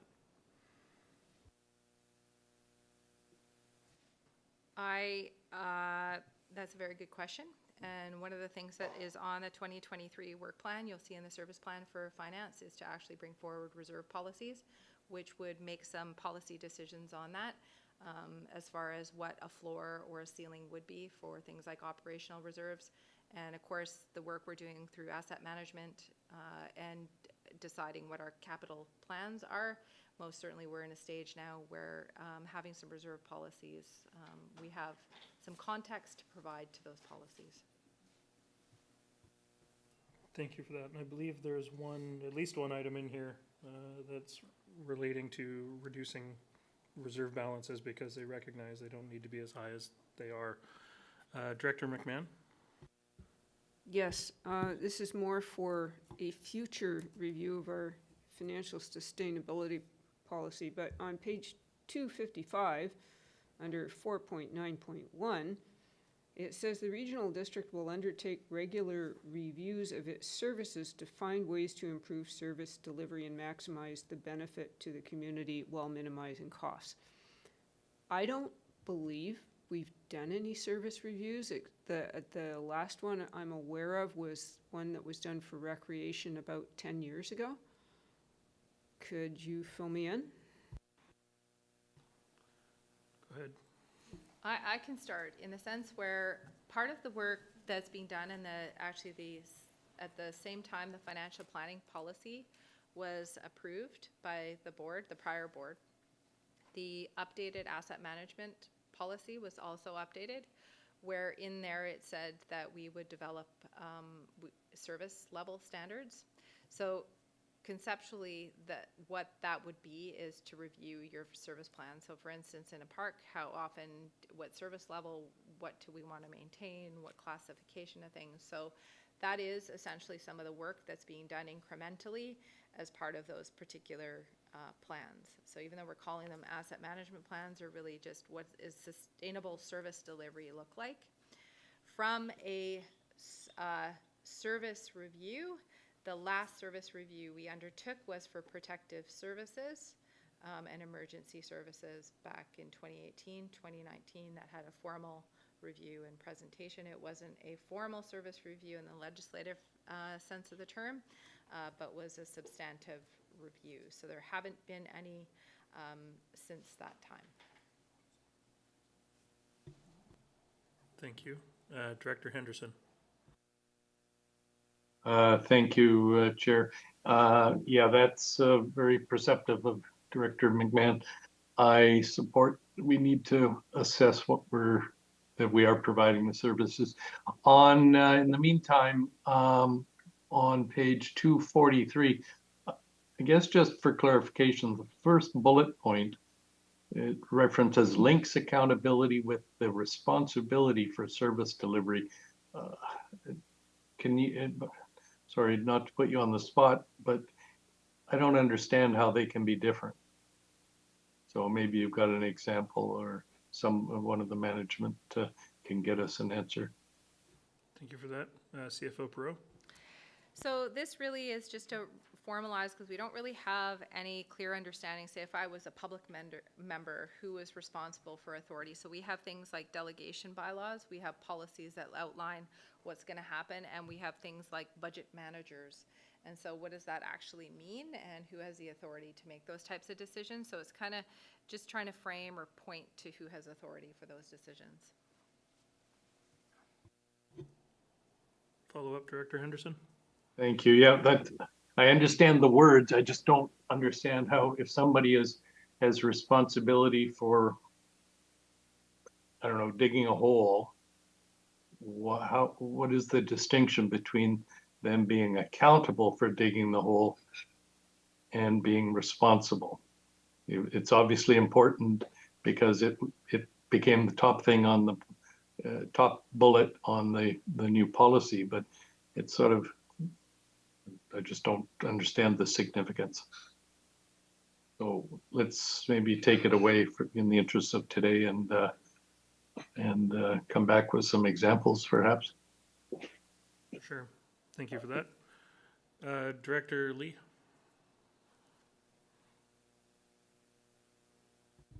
You went really fast while I was thinking. The services review is an interesting concept. I know many years back, we almost come to a halt because we continued to do services review, and we were considering cost share fairness, not efficiency, staff efficiency. Is there two different kind of reviews, or do we all call them the same review? Service review. I suspect there's more than two types of reviews. CFO Perot? Yeah, there's probably dozens. And we've done probably dozens in my tenure here of 15 years, where such, yeah, I think it would be up to a board and maybe as something out of a strategic planning process that could be identified. And I know that, you know, many local governments are reviewing what our core services are. So yeah, there's many different reviews that you can do, and it's really based on what the board's priorities are, which I think would be the first indicator or the first guiding document principle to staff as to do that. We do have all other policies which, you know, essentially states that we're going to do some of that work. Our capacity or sort of our ability to do some of those things, such as fees and charges review, is one I've landed on a couple of times that does need attention in the organization. It is getting its attention. So for instance, in planning, just did a very large undertaking, and that's time well spent and long overdue. So there's more for that to come. I think recreation is the next one to do theirs. So everything's kind of in the queue. And there's many types of reviews that you can do. You can do micro or macro. Thank you. Director McMahon. Yeah, I would like to flag this for discussion during strategic planning, because, for instance, without having established service levels in recreation, that makes it very difficult to do a review, because what service level are you comparing it to? You know, that's probably one of the downfalls of the review that was done back in the day. But, and the idea of establishing core services that have a higher priority, like firefighting, would be, to my mind, a core service that we absolutely must deliver, and drinking water, you know. But, okay, strategic review, strategic planning, here we come. We'll get there. And in the meantime, I have started a parking lot list of items that come up in discussion that may not be germane to budget specifically, but are things we need to follow up on as we move forward through the year. Any other questions on this particular item, Annex X? If not, I look to go to Annex Y, which is Canada Community Building Fund Gas Tax Active Transportation Overview. And I don't know who's speaking to this. Mike, yeah, thank you, CFO Pro. I can begin. This is for information, in the sense there was a direction that was produced out of our pre-budget deliberations to get some more information on the gas tax, specifically as it related to active transportation. We wanted to take it another step further, which was to try to provide some sort of reconciliation or illustration as far as what gas tax would look like at the end of the budget deliberations. There are a few, there's a few nuance to this particular one. For instance, if some of the active transportation planning that's not recommended on the proposed initiatives, totaling, I think, $84,000, we may look to that if someone wanted to move that forward, that may need to be funded or could be funded from taxation instead of gas tax. Because one of the rules out of gas tax is if it doesn't come to the fruition of a capital asset, then you would have to repay that. We've also provided a reconciliation of some of the historical projects that have not been completed to that asset period, that asset stage. And so if we have some further decisions on those as well, we may need to look to tax for those particular projects to put them back into the gas tax. So if there's any other funding or any other questions for staff, we're happy to take them. I know also our GM Gagnon was also part of this particular report as far as the active transportation, and some more information there. Thank you. Thank you. It appears the questions abound. Director McMahon, you're first. I don't actually have questions. I've prepared a couple of motions regarding projects in Area E. Do you want to do that, or do you want to take general information questions first? Let's start with general information questions, then we'll go into the weeds. Director Bax? Yeah, the question is, assets. Now, these assets. Now, I have a community association that has that does a lot for my community. Is there any way of using the gas tax to help my community association? I would say it offhand, probably not, unless they're building capital assets, but I will turn over to CFO Pro. We would have to get specifics as far as what the proposal was, and I know that a lot of the policy was to really focus on SCRD owned assets, so there has to be ownership of the asset or purview over the asset. So to provide something to a community group and the regional district doesn't own that asset, that was not really what was envisioned in the sense of this particular iteration of the agreement. When you say purview, could it be something that is in the hands of a community group, but it still belongs to the SCRD? I have a specific thing in mind. I mean, if the asset is owned by the regional district, I would think it is potentially qualifiable. However, I don't know if we want to go that far into the weeds right at the moment, or if that's something you want to follow up offline about. There's some discussion happening over at the staff table. So Offline, but it's information that I think those who do have this this money to spend are going to need to get together and figure out how we can spend it. No, that is a perfectly fair comment. I think at round one budget's a little, well, could be a little late in the process to throw new projects for this year, but let's see what Director McMahon has to say.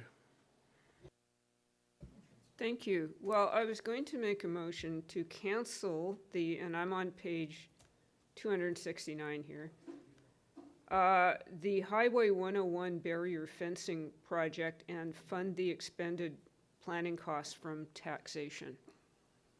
In the original agenda, this is incorrectly shown as an Area B, but it is an Area E. And while, you know, I'm all in favor of pedestrian safety on a very, very dangerous stretch of highway, I do not want the SCRD to be taking on the cost or liability associated with repairing an unsafe numbered highway that MOTI should be maintaining. Is that a good motion to bring forward right now? I'm hoping to drive a stake. I'll second it.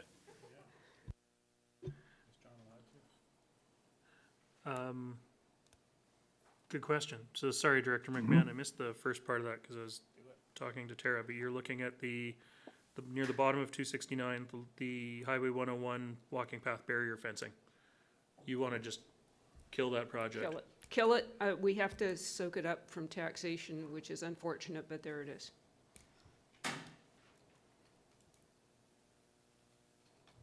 CFO Perot? Is that something that we are in a position to be able to do at this time, or? Yeah, okay, all right. So can John second it, or now, the question I've got that comes from that, no, I don't believe that the municipal directors can second it because gas tax is a B, D, E, and F function, but I have an alternate seconder, so thank you for that, Director Gavios. Any other questions or comments? Director McMahon, I still see your hand up, but I assume that's for the next one. Oh, look, speakers. Director Bax. I'm looking at page 269. Was this part of the amended agenda that was removed? And was there a new version of it given to us? Hope not. Yes, Yeah. there was a replacement in the amended agenda because that project was incorrectly shown as being Area B when it is Area E. Okay, and another thing is that we've got the proposed but not recommended group, and so these are things that we would these are all gas tax projects that we're talking about? Right now, we're talking about a motion to remove specifically the Highway 101 bicycle walking path barrier fencing at Chaster Creek, which is an incomplete but in progress project. In progress, very air quotes, lightly used term. The proposed but not recommended is a separate item. Okay. Director Bax, was there anything else? Well, is this the appropriate time to remove these not recommended projects? No, because I have a motion on the floor to remove this specific project. So we're speaking to this specific motion. All right. Thank you. Director Henderson? Thank you. Just I really want to emphasize this is another example of downloading from other orders of government. And I commend Director McMahon for highlighting this one, but we've got to be vigilant. This goes on across the board. And on that cheery note, I will say thank you. And as the chair knows, I must leave. See you tomorrow, folks, in person. Thank you, Director Henderson. Okay, I don't see any other hands up, so I guess I will call the question A, B, D, E, and F. All those in favor? And that is carried. Thank you very much. Director McMahon, do you have another one? Yes, I was going to move to have, I've got two projects there. The other project is the Gower Point Road Secret Beach to Gibson's project. And I am going to move to have staff review the work that's been done on this and contact the town of Gibsons and Modi to determine the status of planned upgrades to Gower Point Road in the town of Gibsons up to the Area E boundary. And the reason for this is that in 2021, the town of Gibsons announced plans for upgrades and traffic calming to Gower Point Road between Franklin and the Area E boundary. And that leaves pedestrians stranded for a distance of perhaps a block when they hit the SCRD boundary. And it's problematic because Secret Beach is a destination for pedestrians. So there was a discussion a year or two ago between Town of Gibson staff and Modi, and there was a vague commitment to see what could be done about fixing the gap. So if some sort of project were to go forward, my hope was that maybe we could apply gas tax funding to the expended planning that was already done on this project rather than to have to suck it up into taxation. So I don't know if staff has, I really am reluctant to pay for this out of taxation if I don't have to. If there's some way that we can apply it to some future appropriate project, that would be awesome.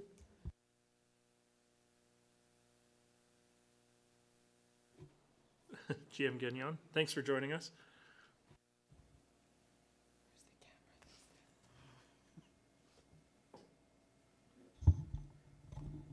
Thank you, Chair. My apologies, I have not changed the name on the camera, so you will see me reflected as a much better looking CAO. So I just would like to bring something to the attention of the board. So within the round one budget proposals, there is a budget proposal that is not recommended by staff, but that the board chose to bring forward to round one. And it is called Expansion Priorities for Active Transportation. Within that round one budget proposal, you will see 5 projects reflected where staff wanted to advance the work on those projects in 2023 to determine what planning, if any, what engineering drawings needed to be done, what would the cost be for potentially constructing in 2023 for construction in 2024. But it was not recommended by staff based on all the other priorities brought forward, but the board did ask for it to bring to round one. So it is there. It includes this project that Director McMahon is referring to. So I wonder if we want to deal with those 5 at that time. So the only other comment that I would make further to that then is in the report that you are discussing right now, which is your gas tax report. Of those projects that had previously spent some gas tax funding, there are 3 that are not part of those recommendations. The one, Director McMahon and the rest of the board just dealt with by removing it. The other two are Beach Avenue path from Flume Road South and also the Roberts Creek Village to Pier path. Those two are not part of the expansion priorities. So that means the staff is not recommending any further work on those at this point in time in terms of a priority. So perhaps those are two that the board wants to consider right now for cancellation. That would then clean up the gas tax piece that you could then deal with when you hit the R1 for the expansion priorities. I hope that made sense. Okay. Director McMahon is content. Director Bax, I hope that took care of your question about the proposed but not recommended. We will deal with those when we get to them in the budget documents themselves. But I don't know if you, as the Area D Director, wanted to do anything with those two projects that were mentioned by GM Gagnon, or if you want to leave them on the books, so to speak. What I'm looking at right now is that there are there's 3 projects that total $24,416 that are below that line of proposed but not recommended. And then there's another, the bicycle and walking path expansion priorities. I've got $90,000 set aside. Now, I don't know exactly what that $90,000 price tag entails, but the other 3 projects, the Lower Road bicycle walking path, remaining sections, and the Roberts Creek Village to Pier, I would prefer that they stayed within the budget. Okay. Yeah. Okay. The the one that you're referring to, the $90,000, the bicycle and walking paths expansion priorities, proposed but not recommended, is in our agenda when we get into the community services portion of the budget requests. We will deal with it tomorrow. Excellent. Thank you. Yeah. GM Gagnon? Thank you, Chair. I just want to be clear that the 2 other projects, the Roberts Creek Village to Pier path and the Beach Avenue from Flume Road South, those 2 projects are not anywhere in the budget. So they are money that was spent back in 2014 to do some preliminary work that have had no progress. And they are not in the list of expansion priorities that staff have brought forward. So at some point in time, it doesn't have to be now, but at some point in time, we will need to deal with those 2 projects. So if they don't make a priority list at some point in time, then we will need to go back and to deal with them similarly to how we just dealt with the one in Area E. Thank you. But a decision doesn't have to be made at this time on them. Okay, thank you. Director McMahon, I see your hand up. Yeah, my final recommendation was going to be that we add a discussion of active transportation infrastructure and gas tax funding to the agenda of an electoral area services committee in Q2, so that we can then have the full discussion and not be caught in the middle of budget.